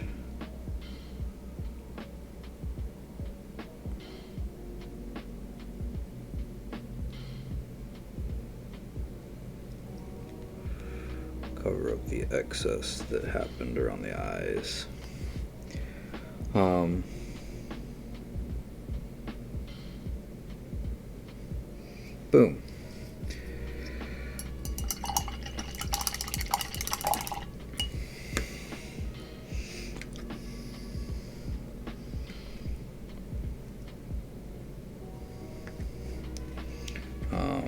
Then we gotta take some of this, quite a bit of it, put it on the palette.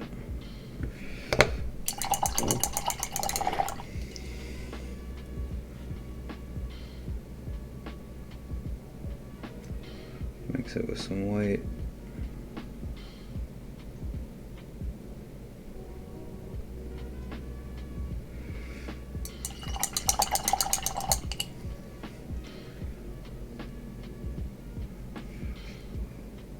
A little bit more white in there. There we go.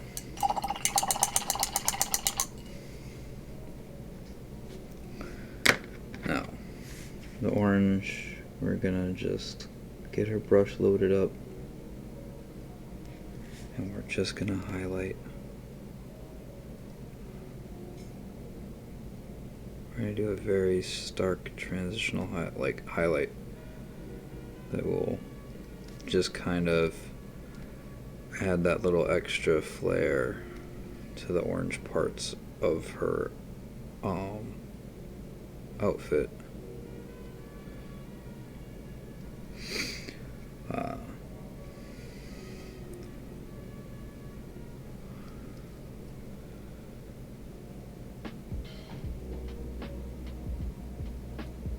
So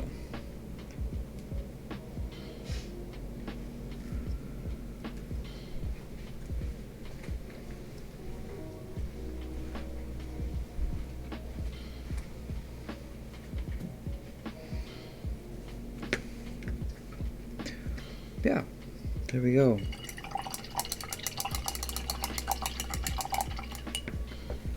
And now we are going to go back to our... Not the same. Sure.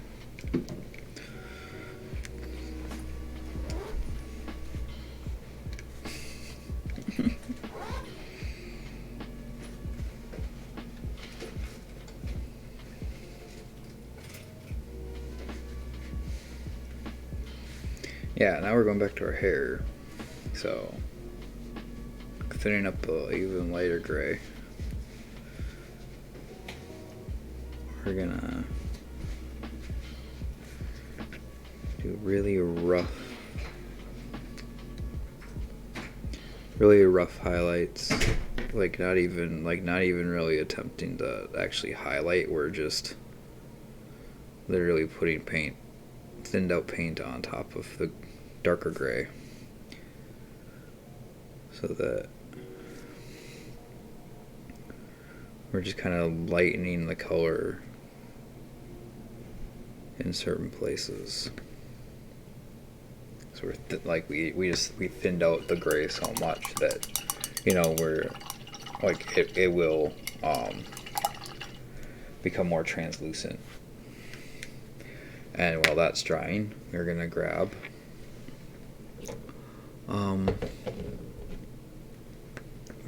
my favorite ground cover color, which is Otagoth Brown from the Army Painter D&D series. We're gonna get our AoE brush nice and wet, and then we're just gonna slap this paint on there.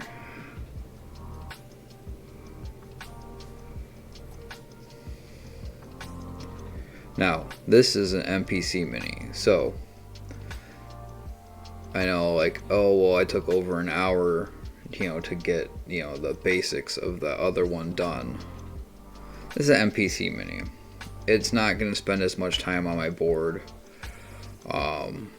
Like, it still looks really good,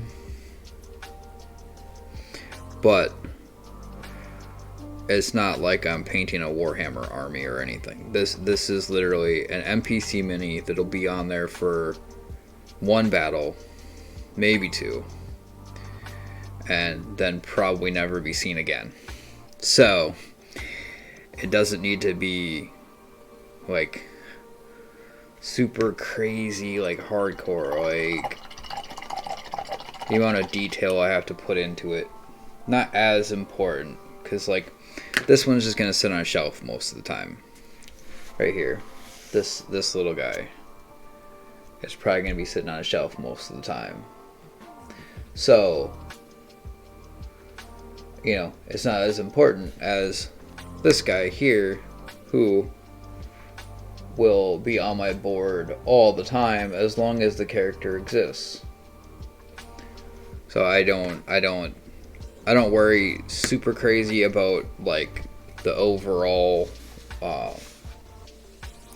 quality of the NPC minis as I do like the PC minis. Because like I still care about the miniature and I still put detail and effort into it, but I don't need to put as much in.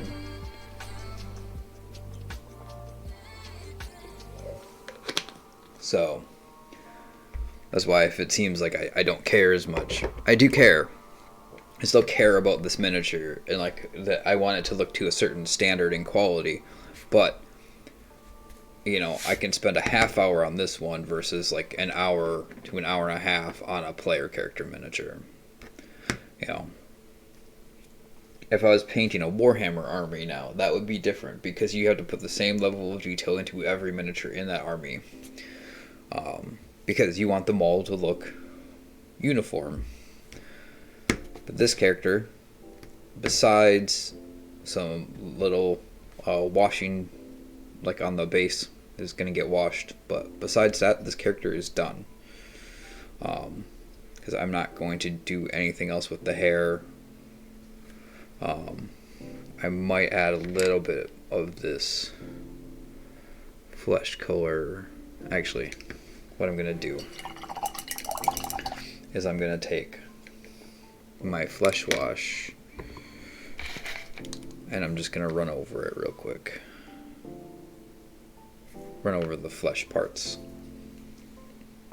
of the character. mostly. That way it'll look like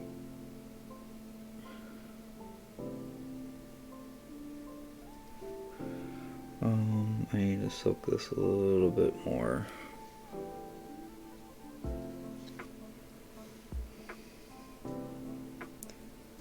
Thin it out a little bit more.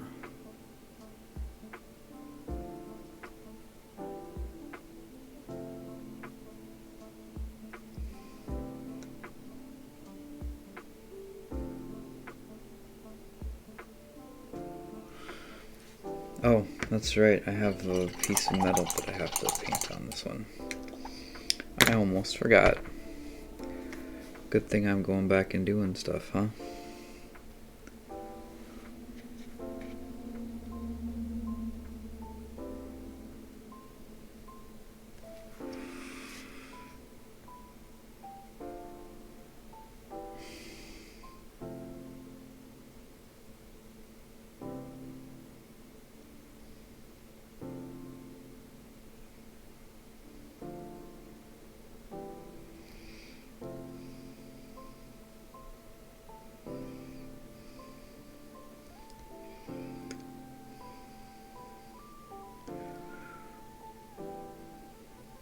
There you go.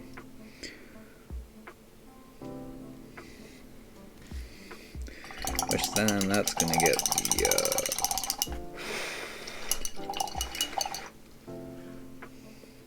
the strong tone add-on.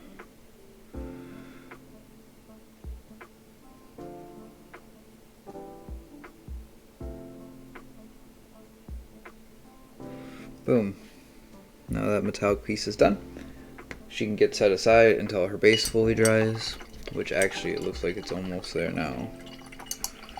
Just needs a little bit more drying time, and then she'll be ready for final touches.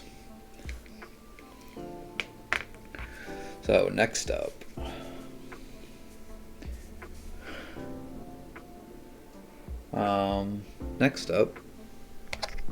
I don't know which one I want to do. I think I want to do, I'm gonna do this guy here, which is another vampire. I am running Curse of Strahd, so I needed some vampires.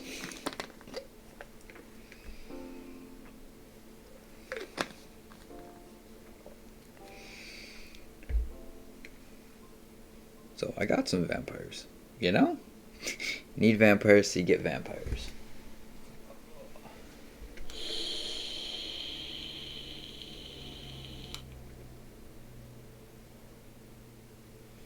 But yeah, gonna stretch out my hands a minute here while I wait.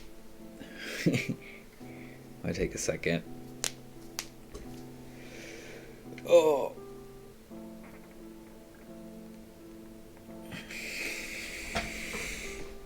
No, I wish I had a table that I could probably lower my chair just slightly.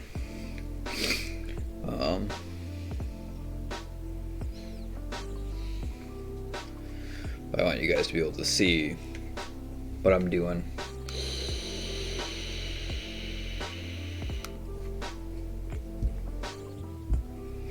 Obviously some, you know, yeah. So we're gonna block out some color.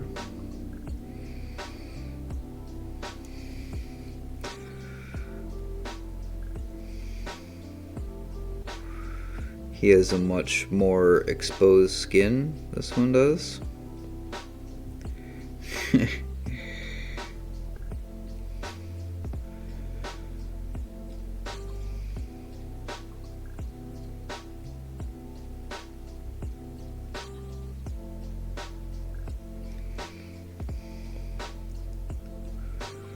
So we're gonna block out his skin, and then we'll decide on the color palette for his clothing.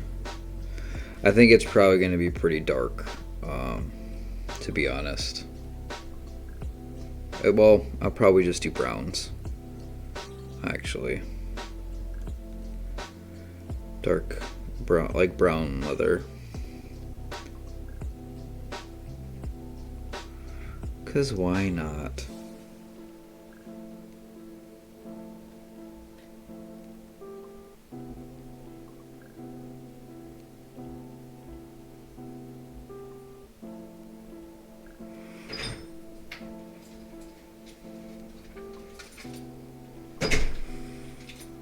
Again, we're gonna go with that same like transition into like the bluish gray skin that you know, obviously I would go full like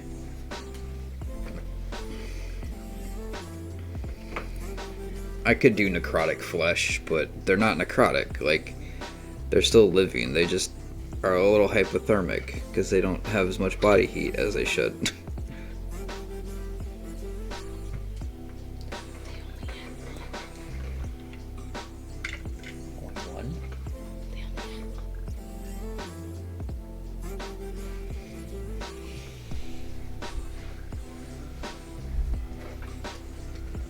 One second, guys.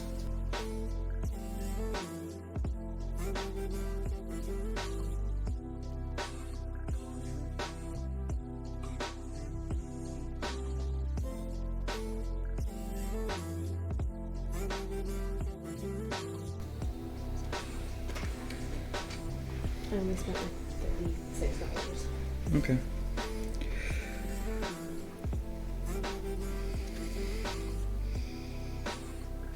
Alright. Sorry about that.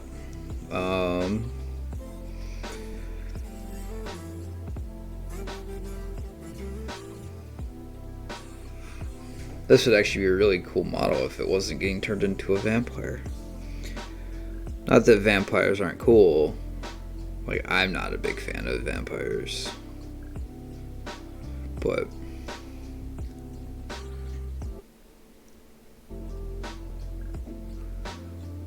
definitely be a cool model for like a gladiator.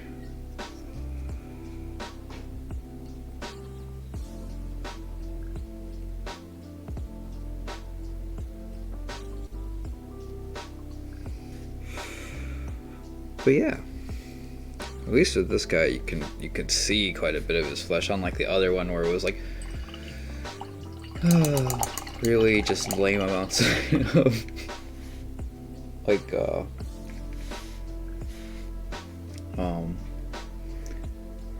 what you were able to see. And now we are going to use the rigid leather color, and we're going to do most of his clothing with this leather color. The skirt will probably be like a different color, probably like a black or gray, but the primary parts of his armor are gonna be this leather color.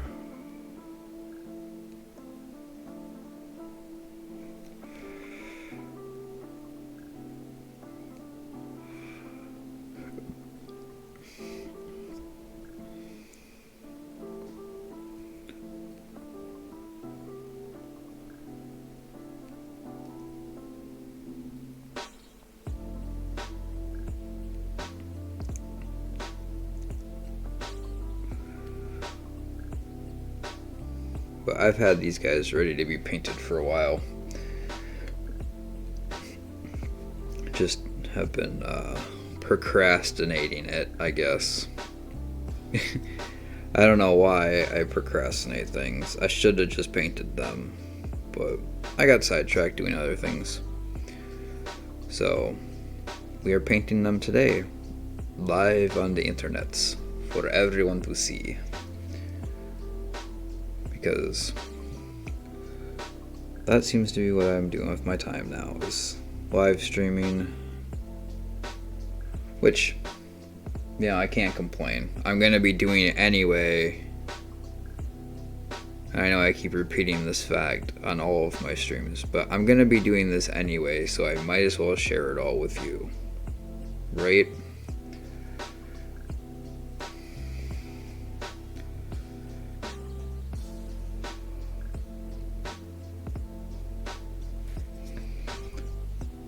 But depending on how we feel in a couple hours here, we might end the mini painting and go back to playing Grim Dawn. But we'll see.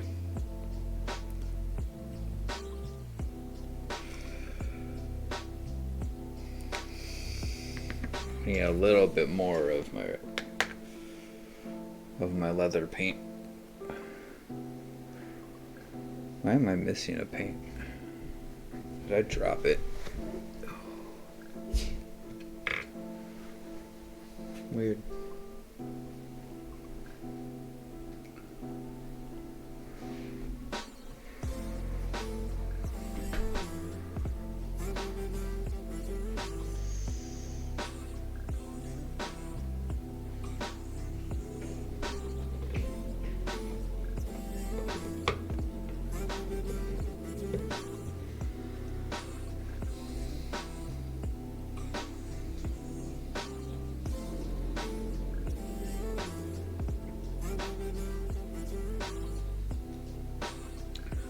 Where did I put my leather paint?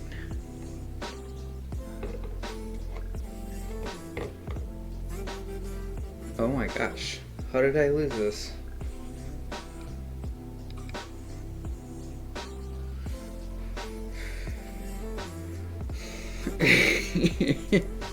What did I do with it?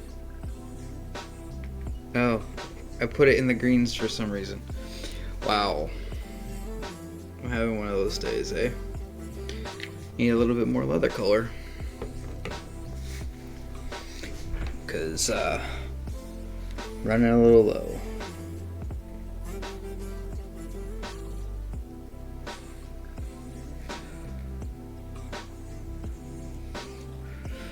Oh, now you know.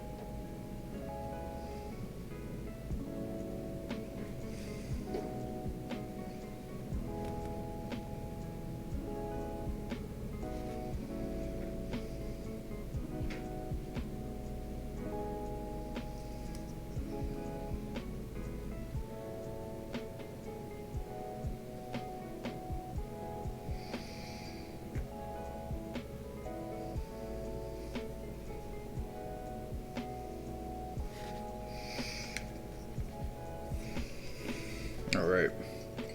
Now we're gonna use the same color that we used for the bugbear fur. This is hair color. Because he did not have black hair in life.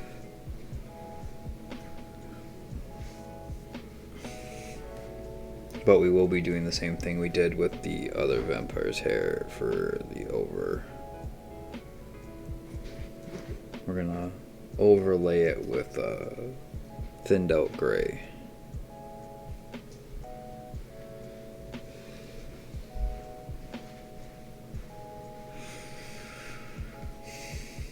Because unlike their master, these creatures got their powers from being killed.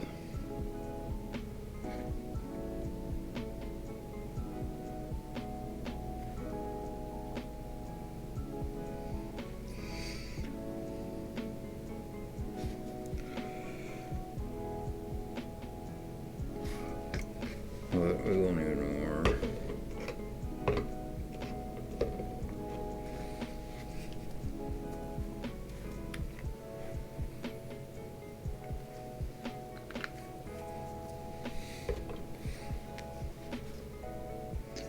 And I might have to revisit my bugbear friend. Mostly because I just, I don't know. We'll see.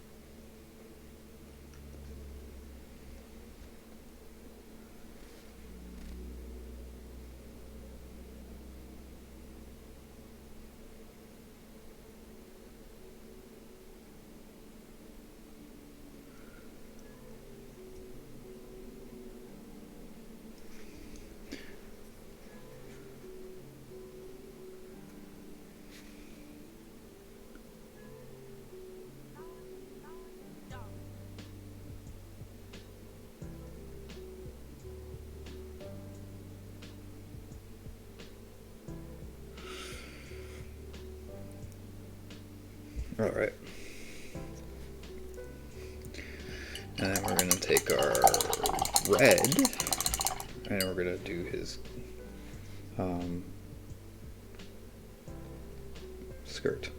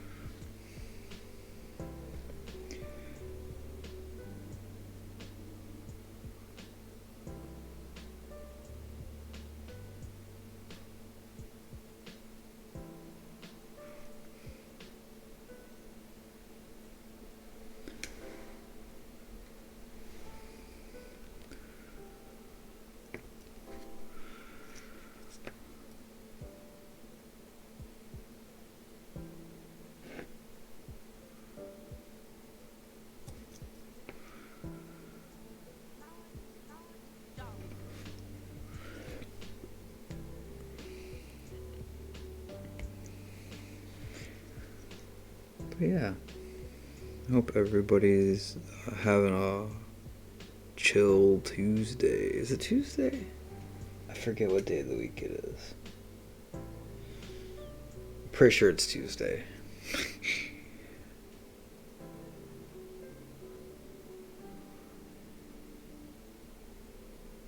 Yeah, it's Tuesday.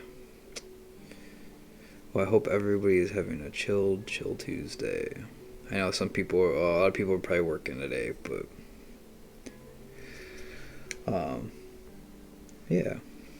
I don't know. I may swap over to playing some games tonight. But I'm not sure. I'm not sure right now. We'll see how I feel in a couple hours.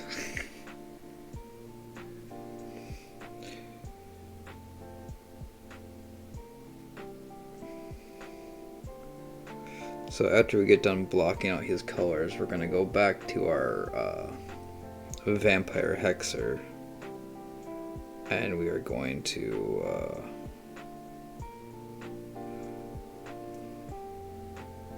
we're gonna sort her out, her base, get that all done.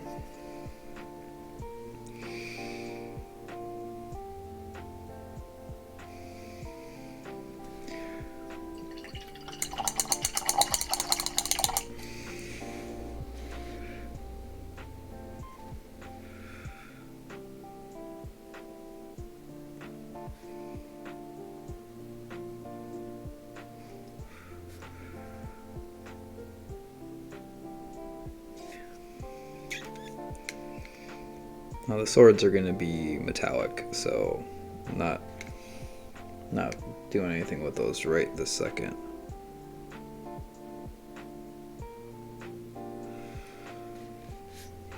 Yeah, so his colors are blocked out now,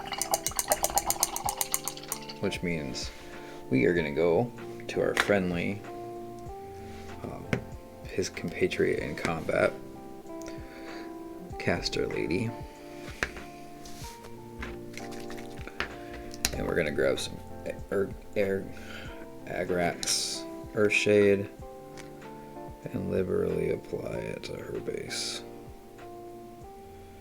Now for this character, we're not putting any grass on because she's a vampire who hates nature. I'm kidding. She probably doesn't hate nature, but I just believe the ground around her would be more dead than anything. So having grass on her base would not be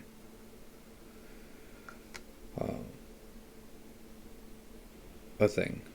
Hi. What y'all think about that video? You like it? I hope you did. If you did, be sure to leave us some It's really feedback. creepy. The guy who made this, guy or girl, the person who made this, it's pretty creepy. Just so you're aware.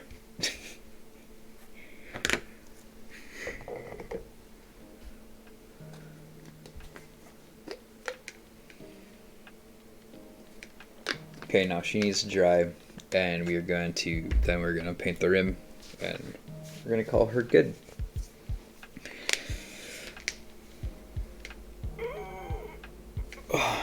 It is detail time on our male vampire.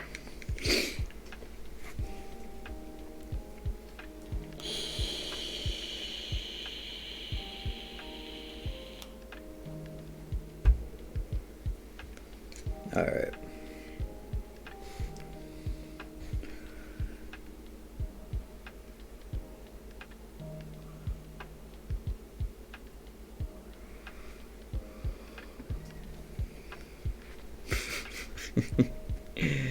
Oh, that's crazy. Anyway.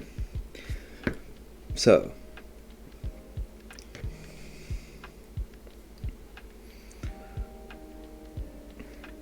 We're gonna make a fresh little batch of our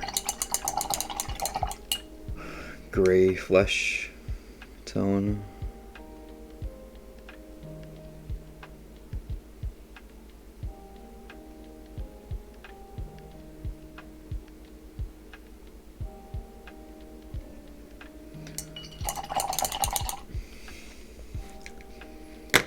We're gonna then take our detail brush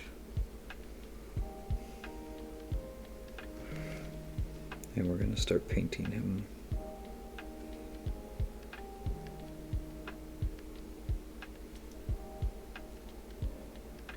This really thin layer of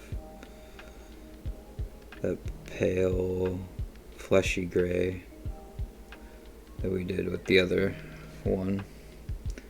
It's just easier because he has way more like exposed flesh that we can play around with. So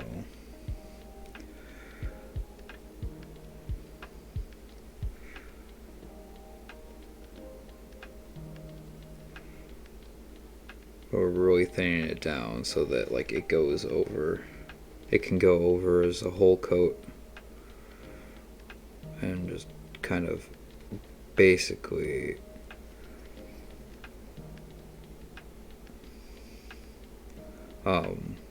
it'll basically just kind of dry into a like grayish overtone to the rest of his skin.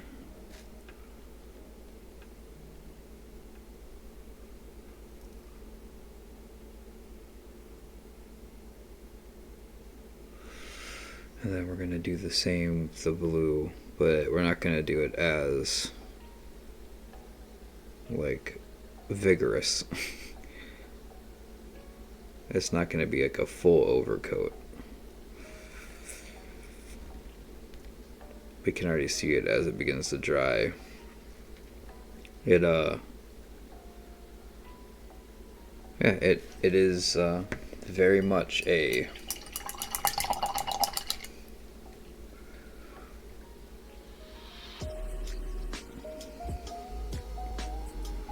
now this with the blue itself, we're gonna make sure it's really thinned out.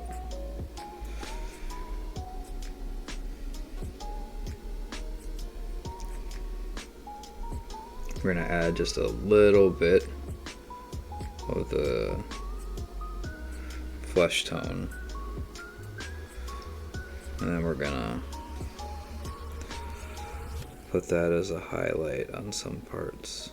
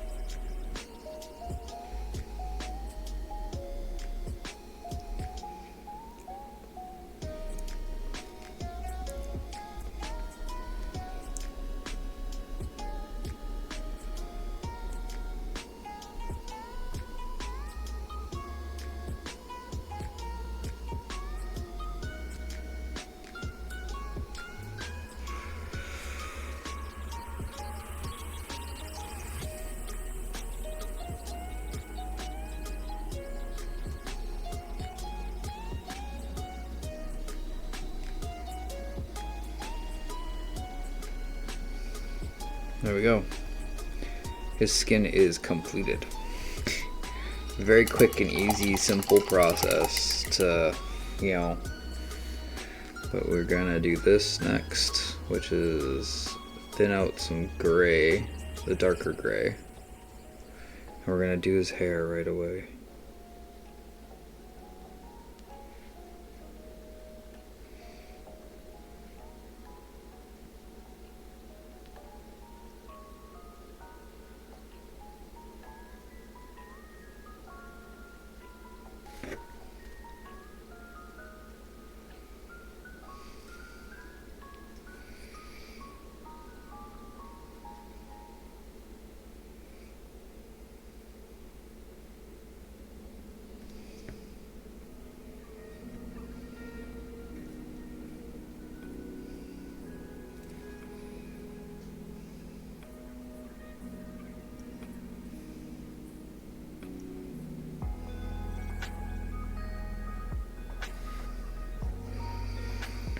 And then we're gonna take the other gray.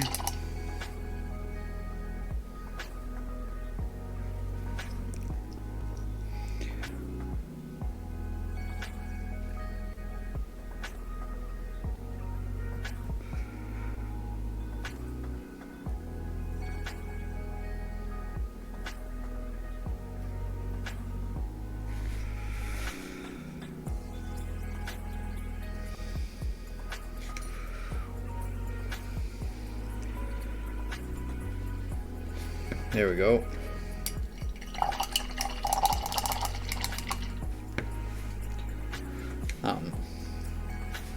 Alright, now we're going to take our leather brown.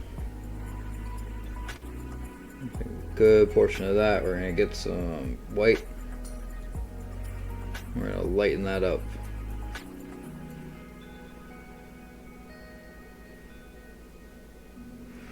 Then we're going to go through and we're going to highlight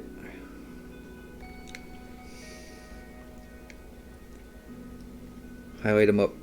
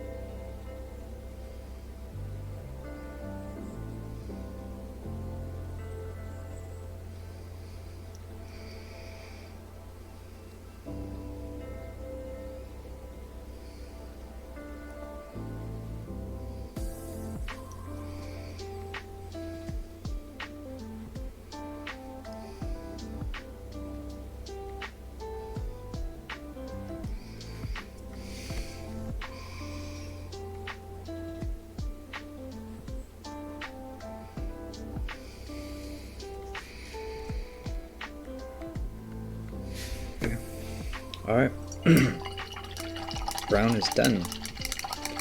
Now, I'm going to take some lava orange, put a small little dab of it in my red.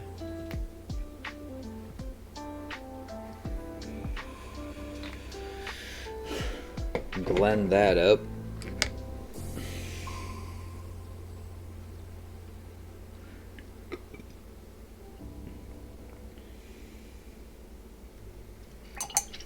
Maybe just a little bit more. Maybe just a little bit more.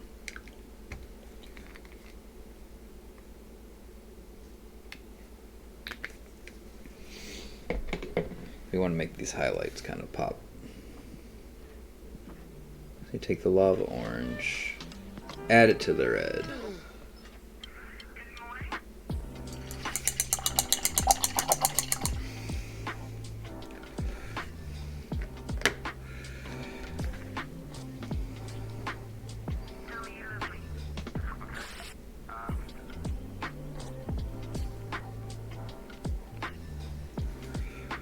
All right.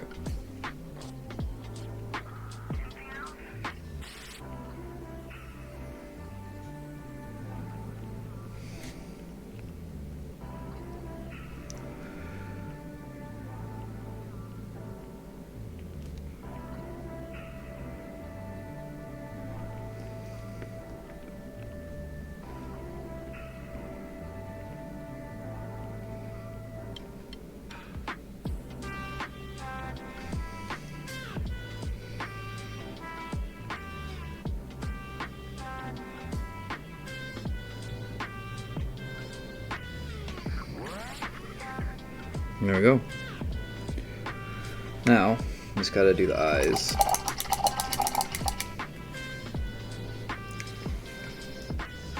Which, I don't do pupils, I just do the whites.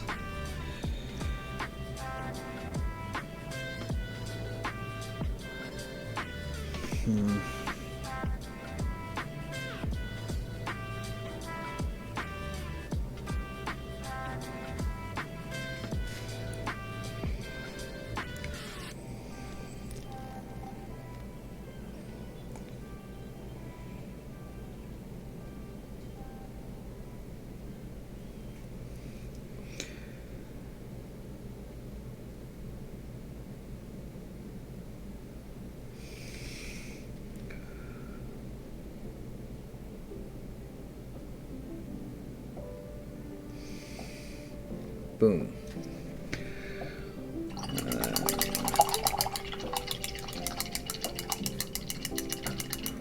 I didn't thin out that, I didn't thin out the gray enough.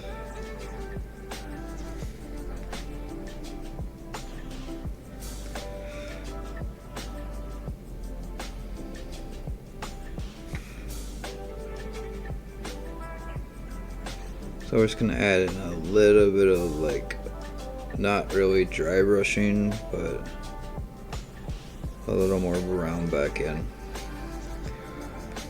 There we go. Alright.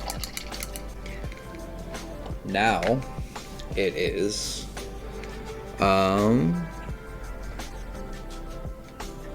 Duragar metal time. Actually, we're gonna do gunmetal. Oh my god. Ban user.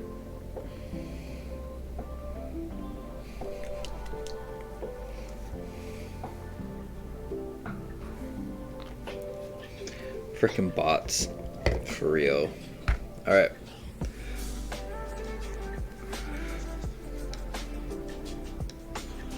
We're gonna do gunmetal for the swords.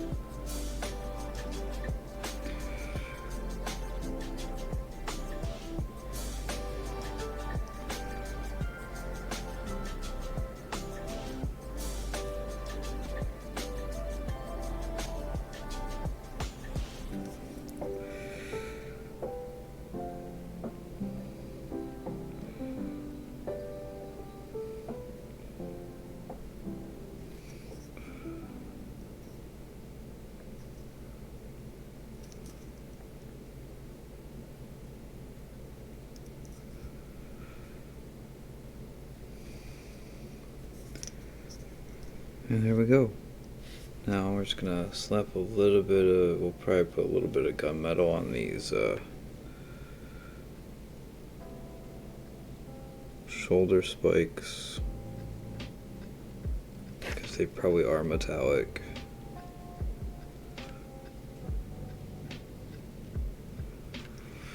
Boom.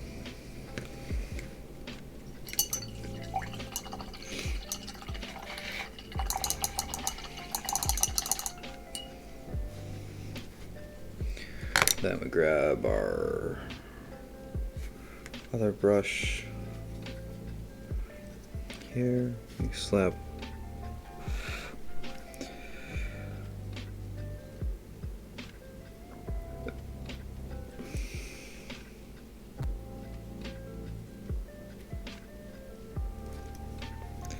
put some strong tone on it,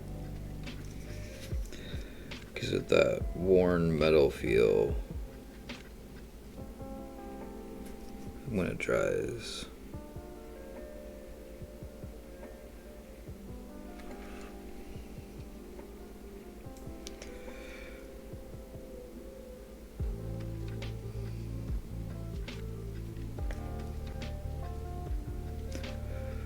Boom. There we go. And then we take our big brush, our dry brush, level brush, and we are gonna grab from our Oghth Brown.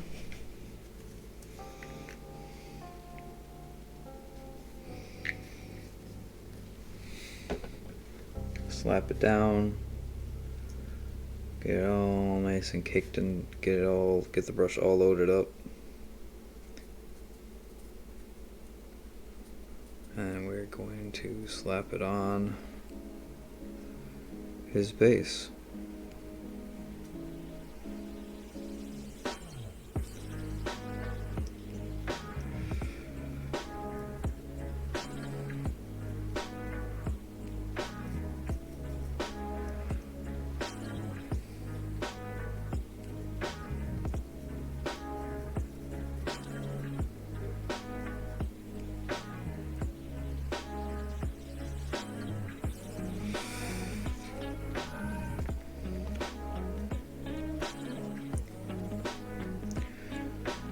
There we go.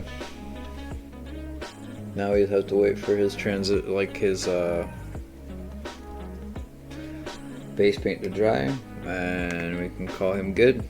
So we're gonna go in and we are gonna take her, and we're gonna take the black paint since she has dried enough, and we're gonna edge this base.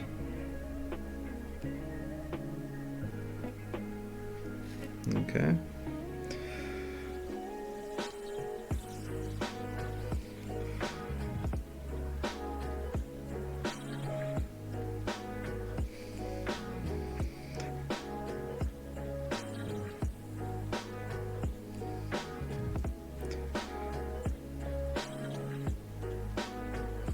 And after edging the base, she is going to be done and ready for seal coating.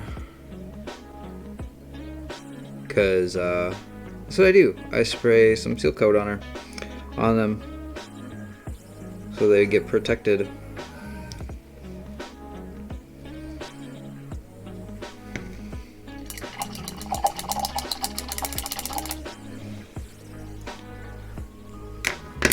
Ah, yeah.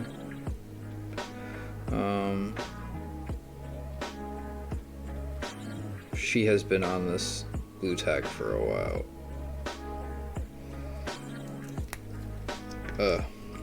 Stuck to her base.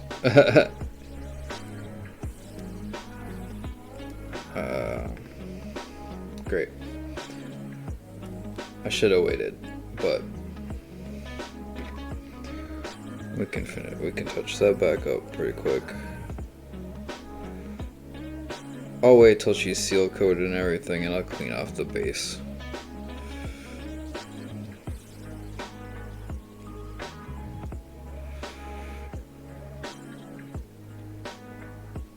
There we go. That is my second miniature for today, actually complete. So we are at 3 hours and 20 minutes. Oh.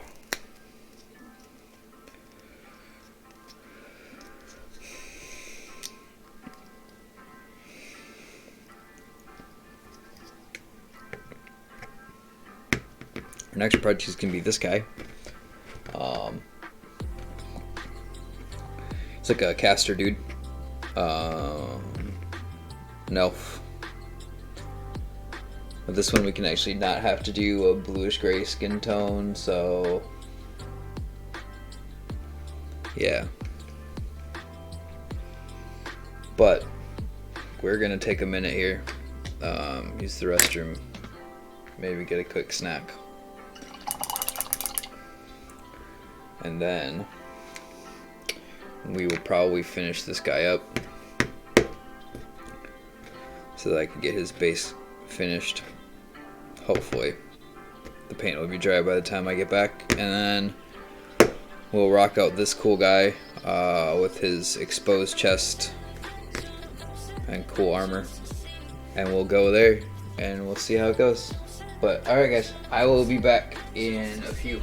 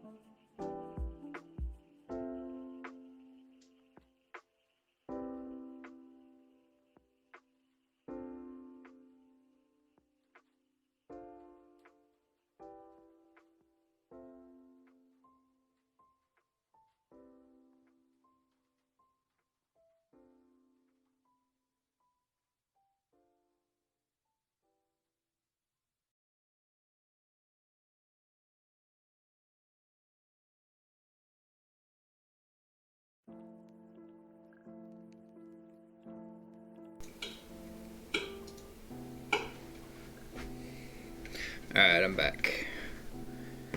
Sorry, took a little bit longer than I anticipated. So what we're gonna do is, before we get started on that guy, we are gonna edge the base.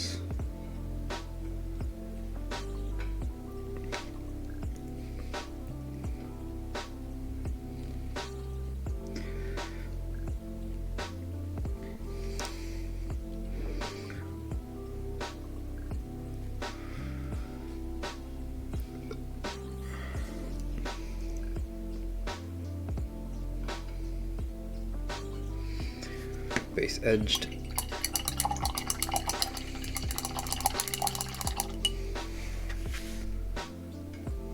Then we're gonna get our Agrax Earthshade out again, and we're gonna dab the base.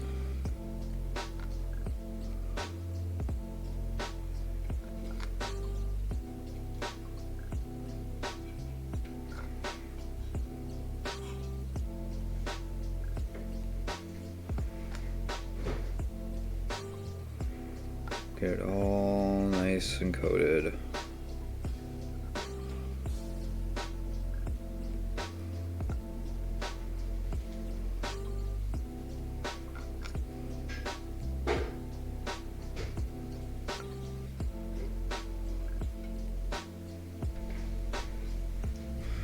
Boom.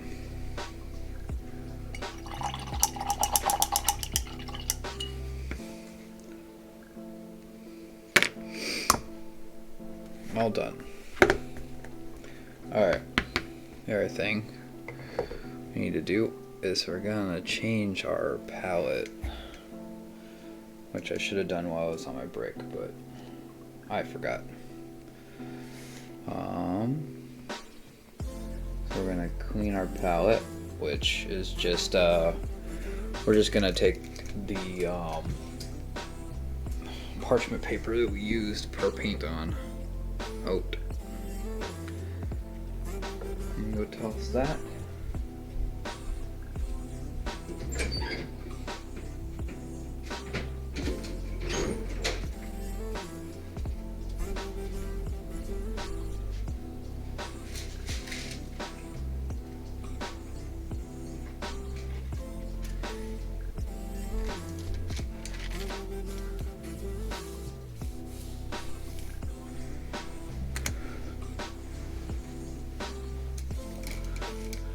And then we're gonna place our parchment paper back on, a fresh sheet of parchment paper on the palette.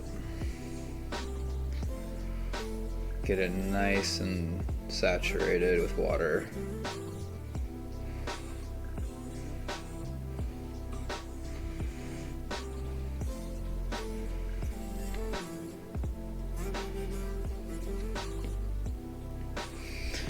This is gonna be the last mini we're gonna paint for the stream.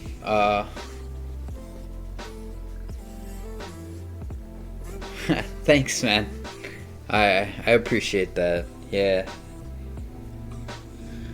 I took a little bit of artistic license with the scale shoulder, but I figured to just add that little extra flair to him.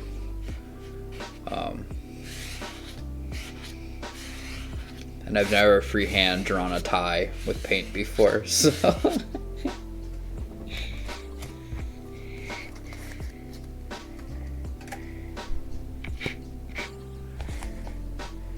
But yeah, now we're gonna be painting this here elf boy,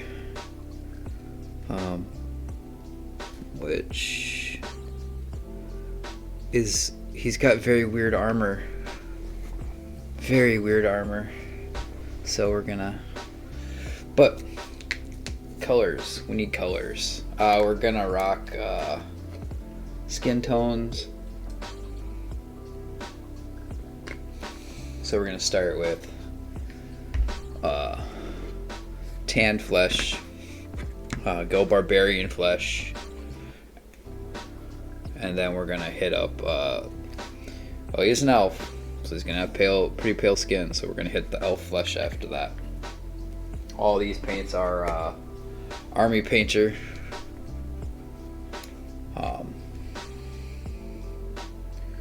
But yeah, we're gonna have some fun with this guy. We're gonna finish him up and get in with him. I'm gonna end the painting stream. I'm gonna get things set up for gaming stream, and I'm gonna stream some more Grim Dawn tonight. So we'll get this done. Now, what color should we do? Should we use blues? I think we're gonna use some blues for. So we're gonna go Underdark Indigo. Actually, what we're gonna do is we're gonna do Army Painter Crystal Blue and Army Painter Void Shield Blue. Shake them up nice and good.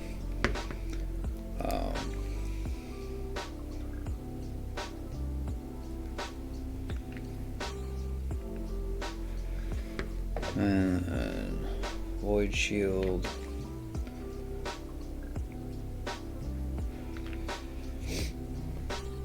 And then for his magic little fire that he has in his hand, we're not gonna go fire as in fire. We're gonna go like a Merfolk Turquoise and a Gelatinous Blue.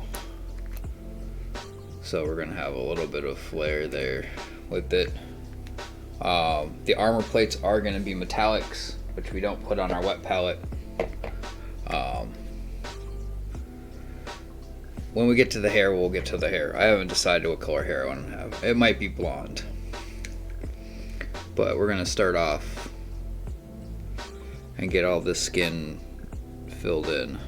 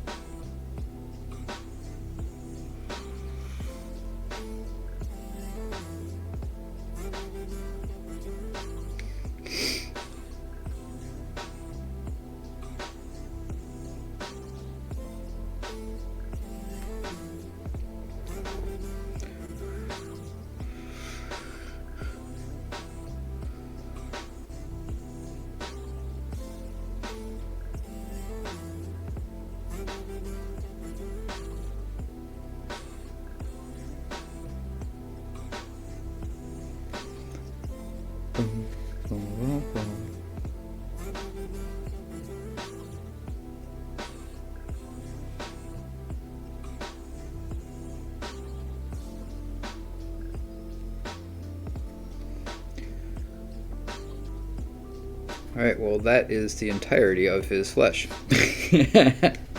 So, what we're gonna do is we're going to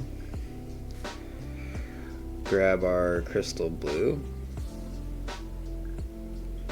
which is a much, it's kind of a crazy color, but we're gonna layer it on here.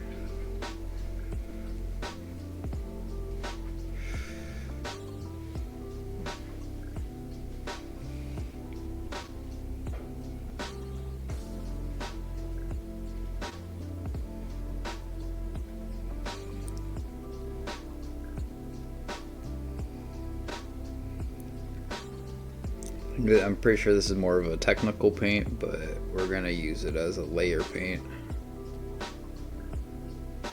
because I think it looks really cool.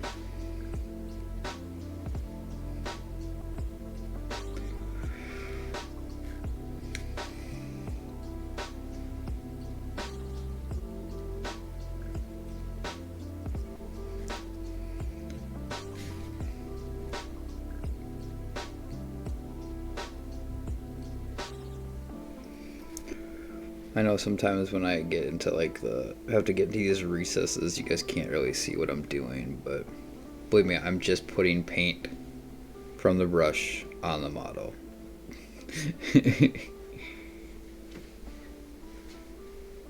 So.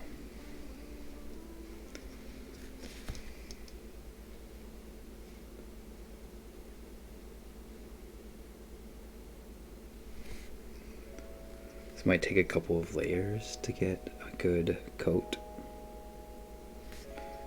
but that'll be fine.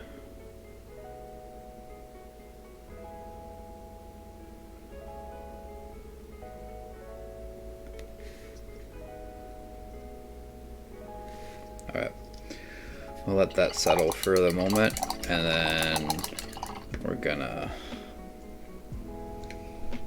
hop over to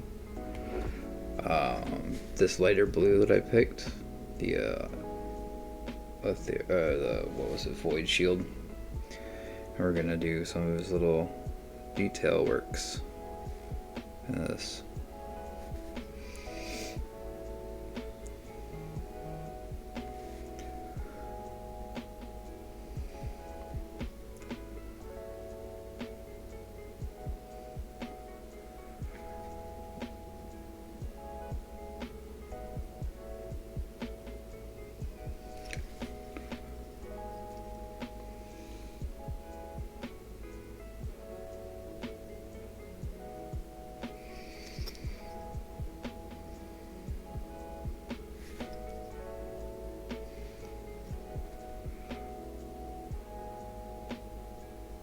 Oh my gosh.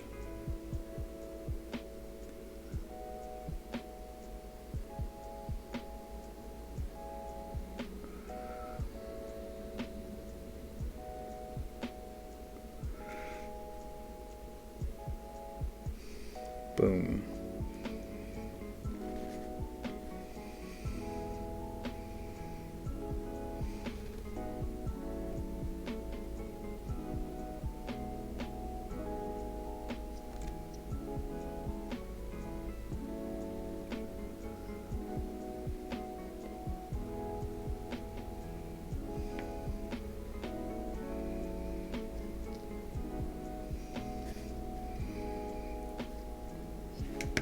Alright, we do have to get out our leather brown. We're gonna need a couple places we're gonna have to put leather on this guy. But that's fine.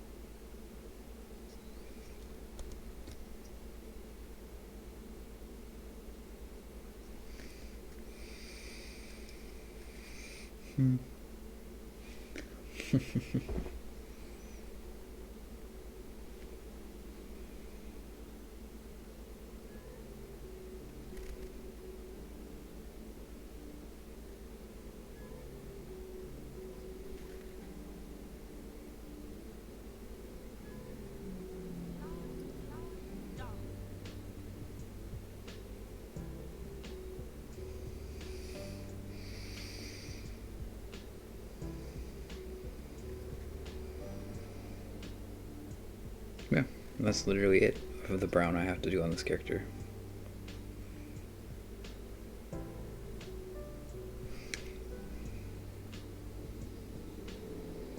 Actually, we're gonna add a little flavor to this.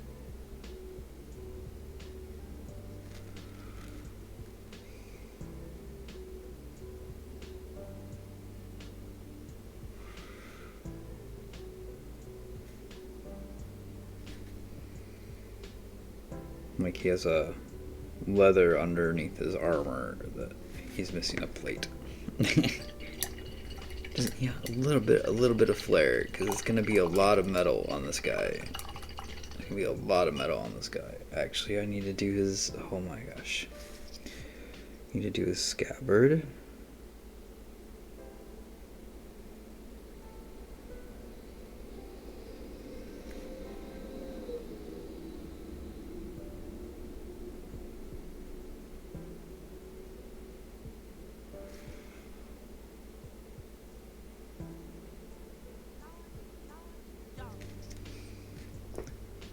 Do scabbard and his belt.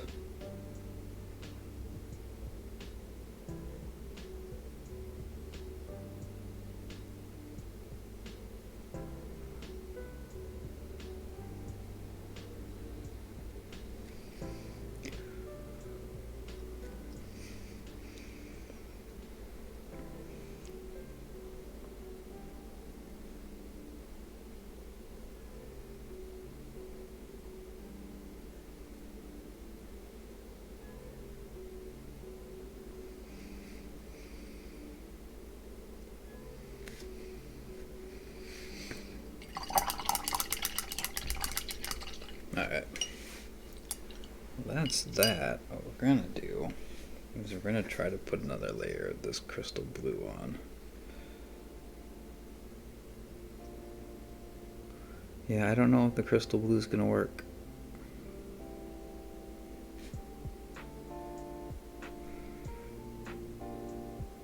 Has like a paint. It's very much a technical paint, I think. So what we're gonna have to do, I think, is we're gonna have to take ultramarine blue, and we're gonna have to cover that up.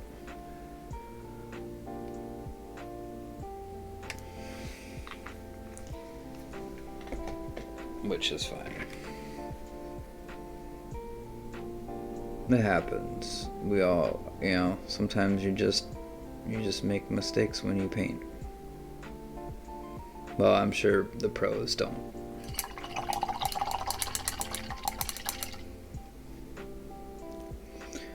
But, again, not professional. I'm more of a hobbyist.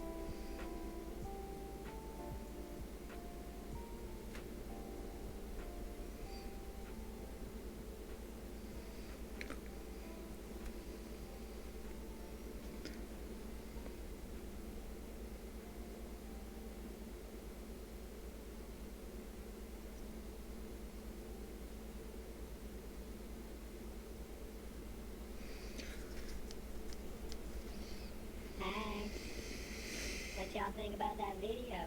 You like it? I hope you did. If you did, be sure to leave us some feedback or something.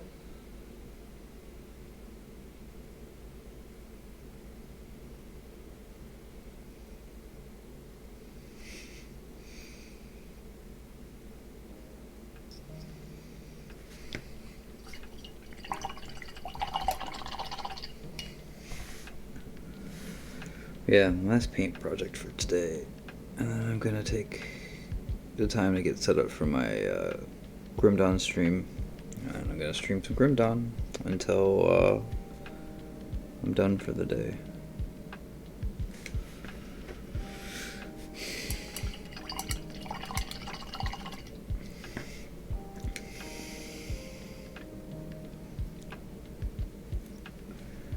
Okay, let's do this little magic thing.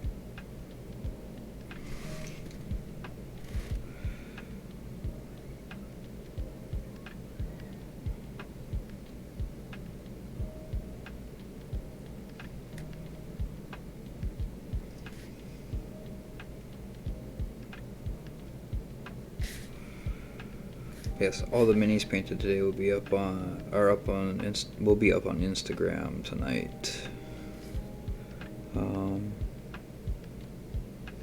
That's probably what I will do while I'm transitioning over. I will take some pictures.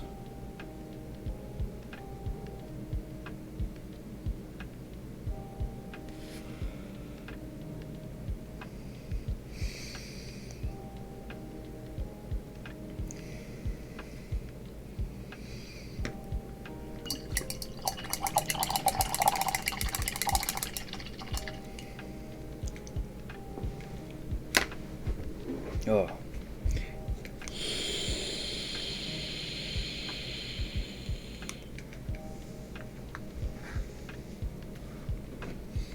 So, I have decided he's gonna be a blonde. Oh, we're gonna grab Dame Yellow and we're gonna grab Ancient Mummy. I mean, he's gonna be a blonde.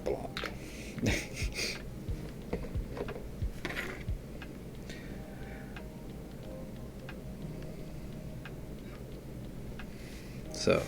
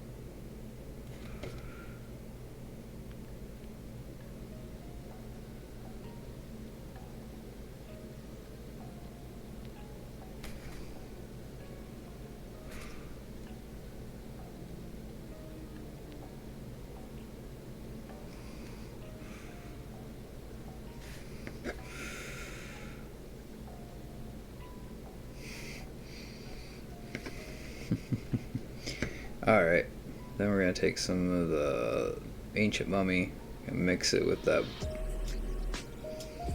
Damic Yellow.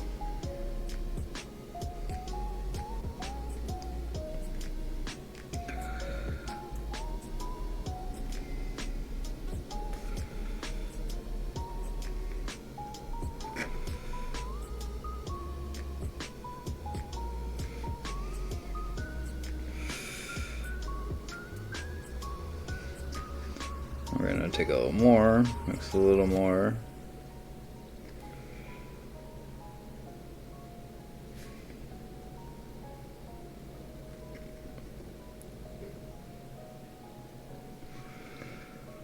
Last thing we're gonna do, I'm gonna wipe out some of that. And we're just gonna slap some of the Ancient Mummy directly into his hair. Boom. And just like that, we have the transitioned hair.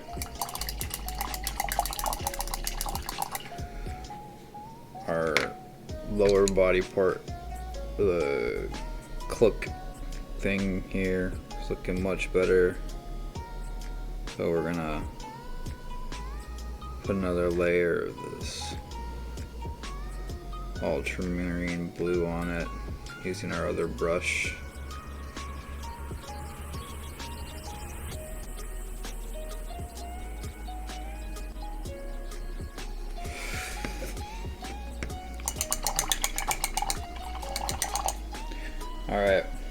test that, then what we're gonna do is we're gonna take the next skin tone, which is the Barbarian Flesh,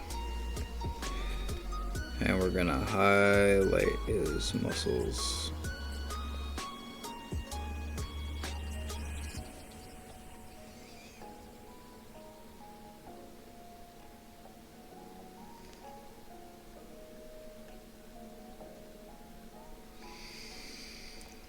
We're going to highlight his face.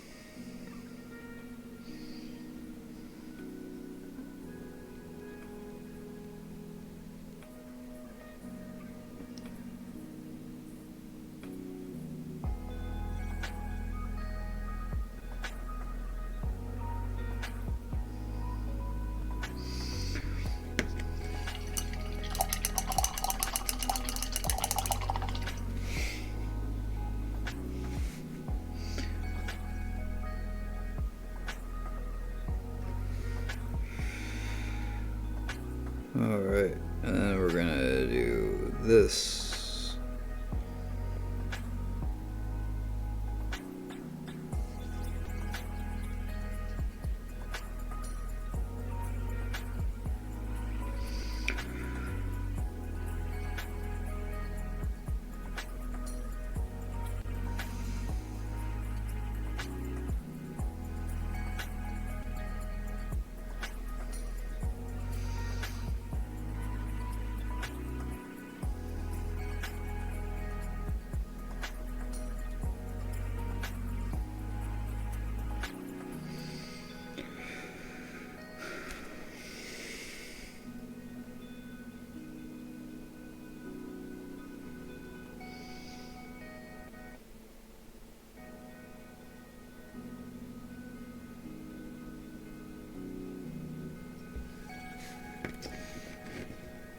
Alright,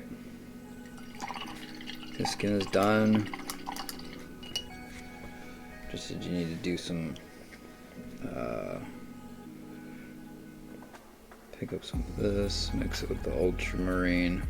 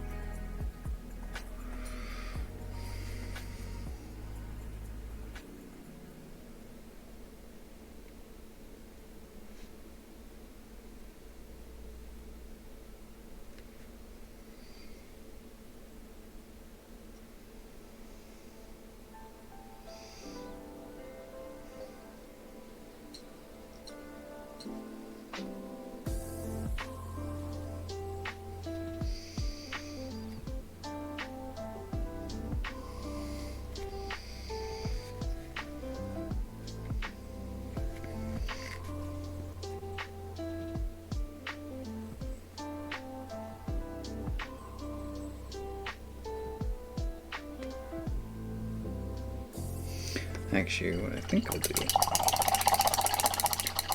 since I have this technical paint out, that didn't seem to want to work for anything else. What we're gonna do is we're gonna highlight his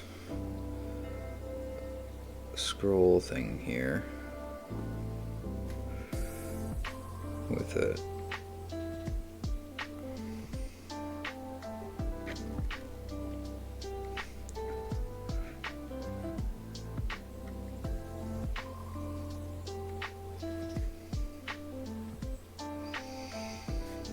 There we go. That's one thing we didn't get any of.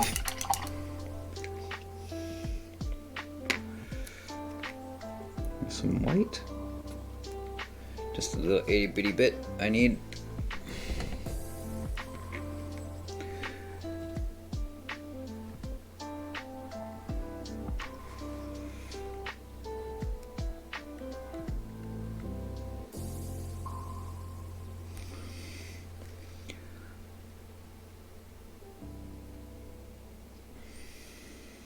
Ugh.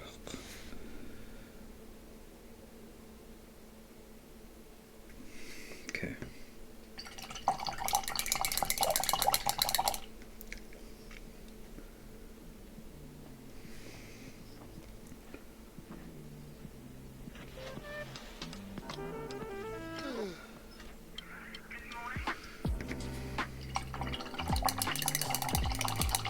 Cool. Looks good now. Now we're gonna take this color.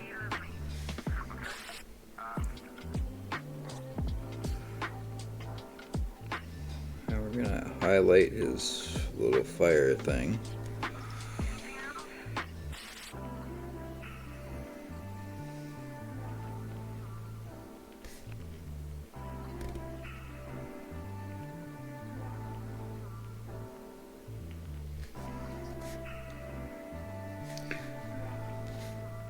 Looking good.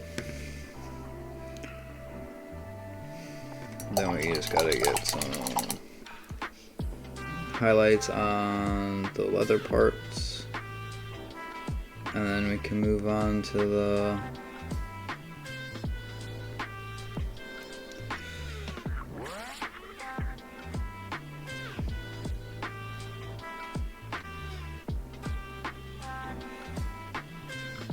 metallics.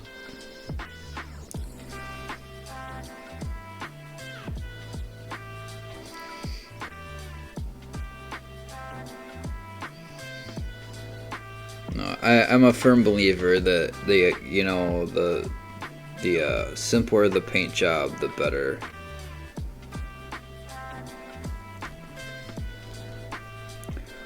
My players, on the other hand, love to have complicated paint jobs for me to do. But that's fine. Alright, so it is time to transition over to some metallics, which we're gonna go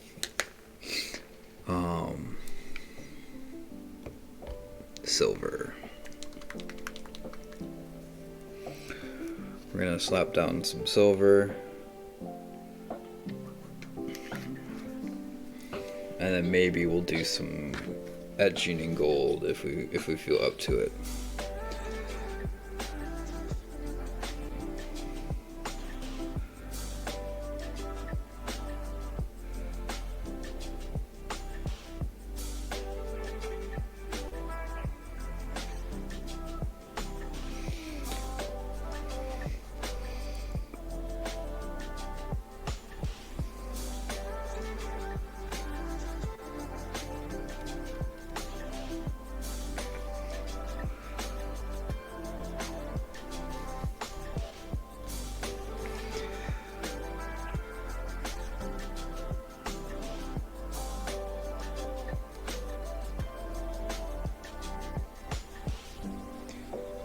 Yeah, we're gonna do silver armor. We'll probably use the gunmetal for the sword. Actually, yeah, we'll probably just use the silver for the sword. Because if we're going silver armor, we might as well have a silver sword.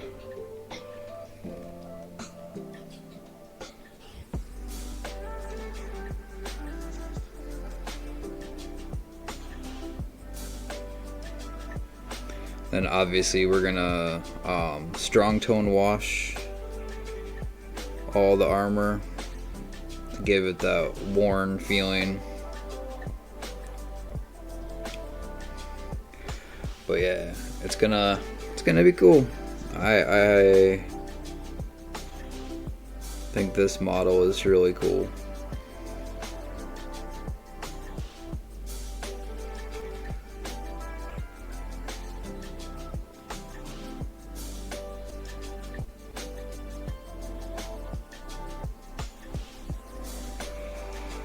Actually, I think I might do something a little bit different than my standard strong tone wash. I might do my blue wash on this armor.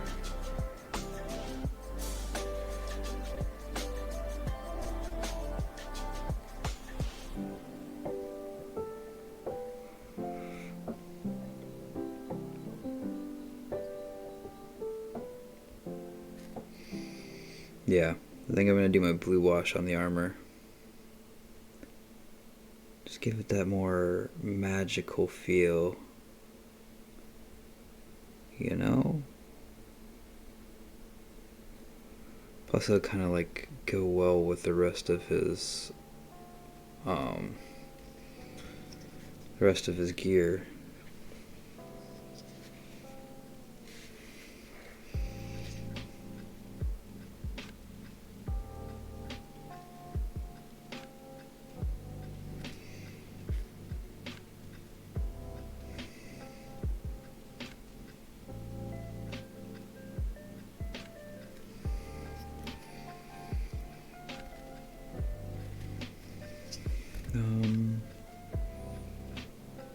But yeah, we're gonna do the upper, like the shoulders and the gorget in the gold, because I just want to kind of have a little bit of a different feel. And then what we're gonna do, oh, that's cool.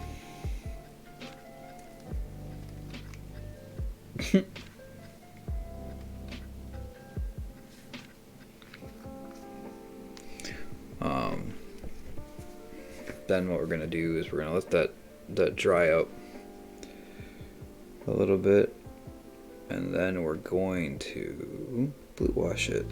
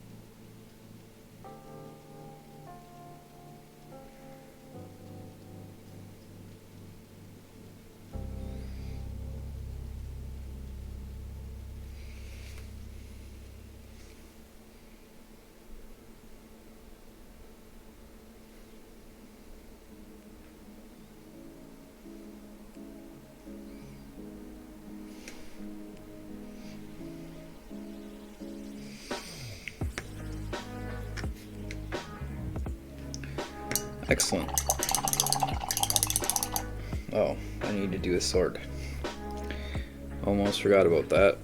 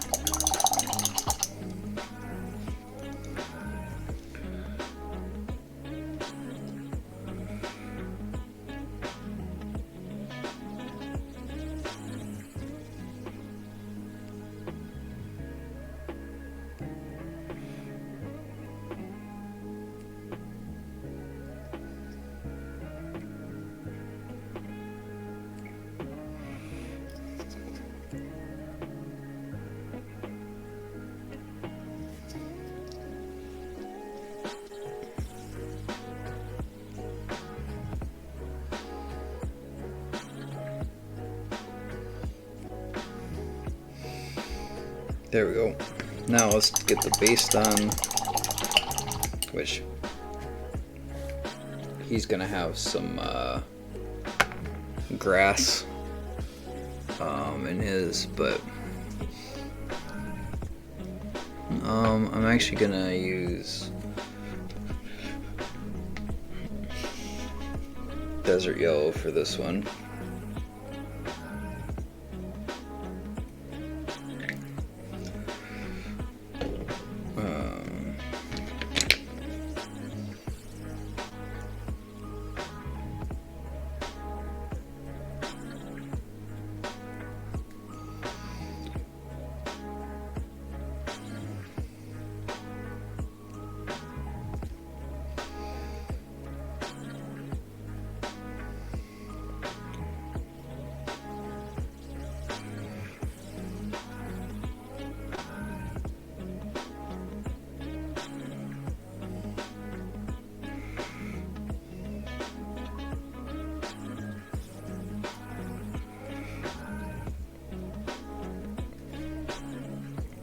Boom.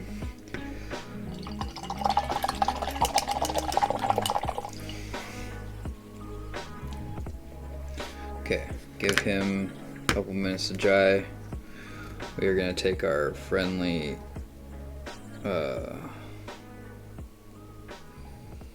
vamp friend off his stand. Look at him. Be like, looks good. Yeah, looks good. Cool. We're going to set that aside. We are going to get our blue wash.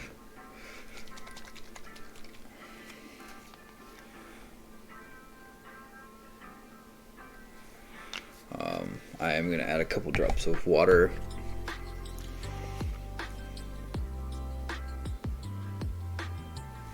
I say a couple, quite a bit of water. Mostly because I want it to be kind of diluted. I don't want it to be overbearing. A little more water.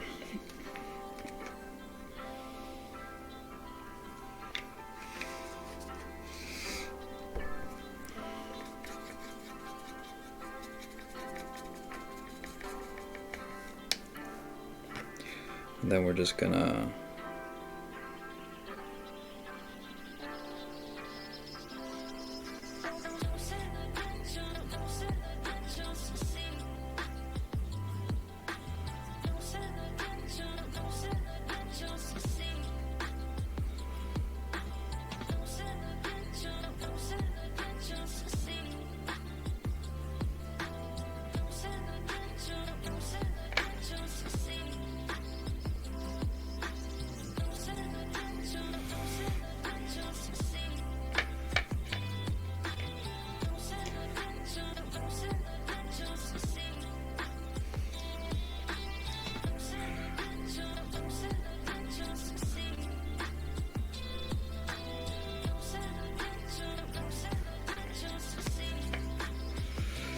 It's very sparkly water over there right now. I've made a lot of sparkly water. Not sparkling water, sparkly water.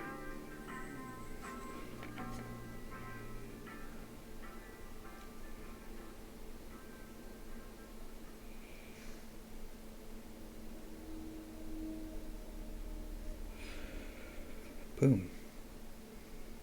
And now we just let him dry until he's dry. Except for now we have a bunch of blue. That's fine actually.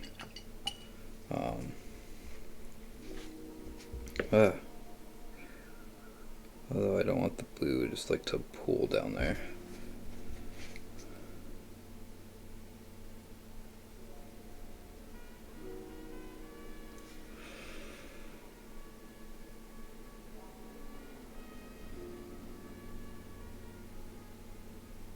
Okay.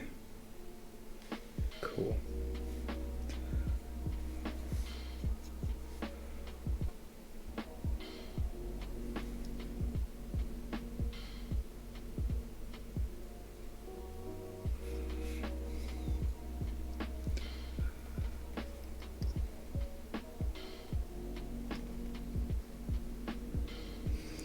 I diluted the blue a little bit too much.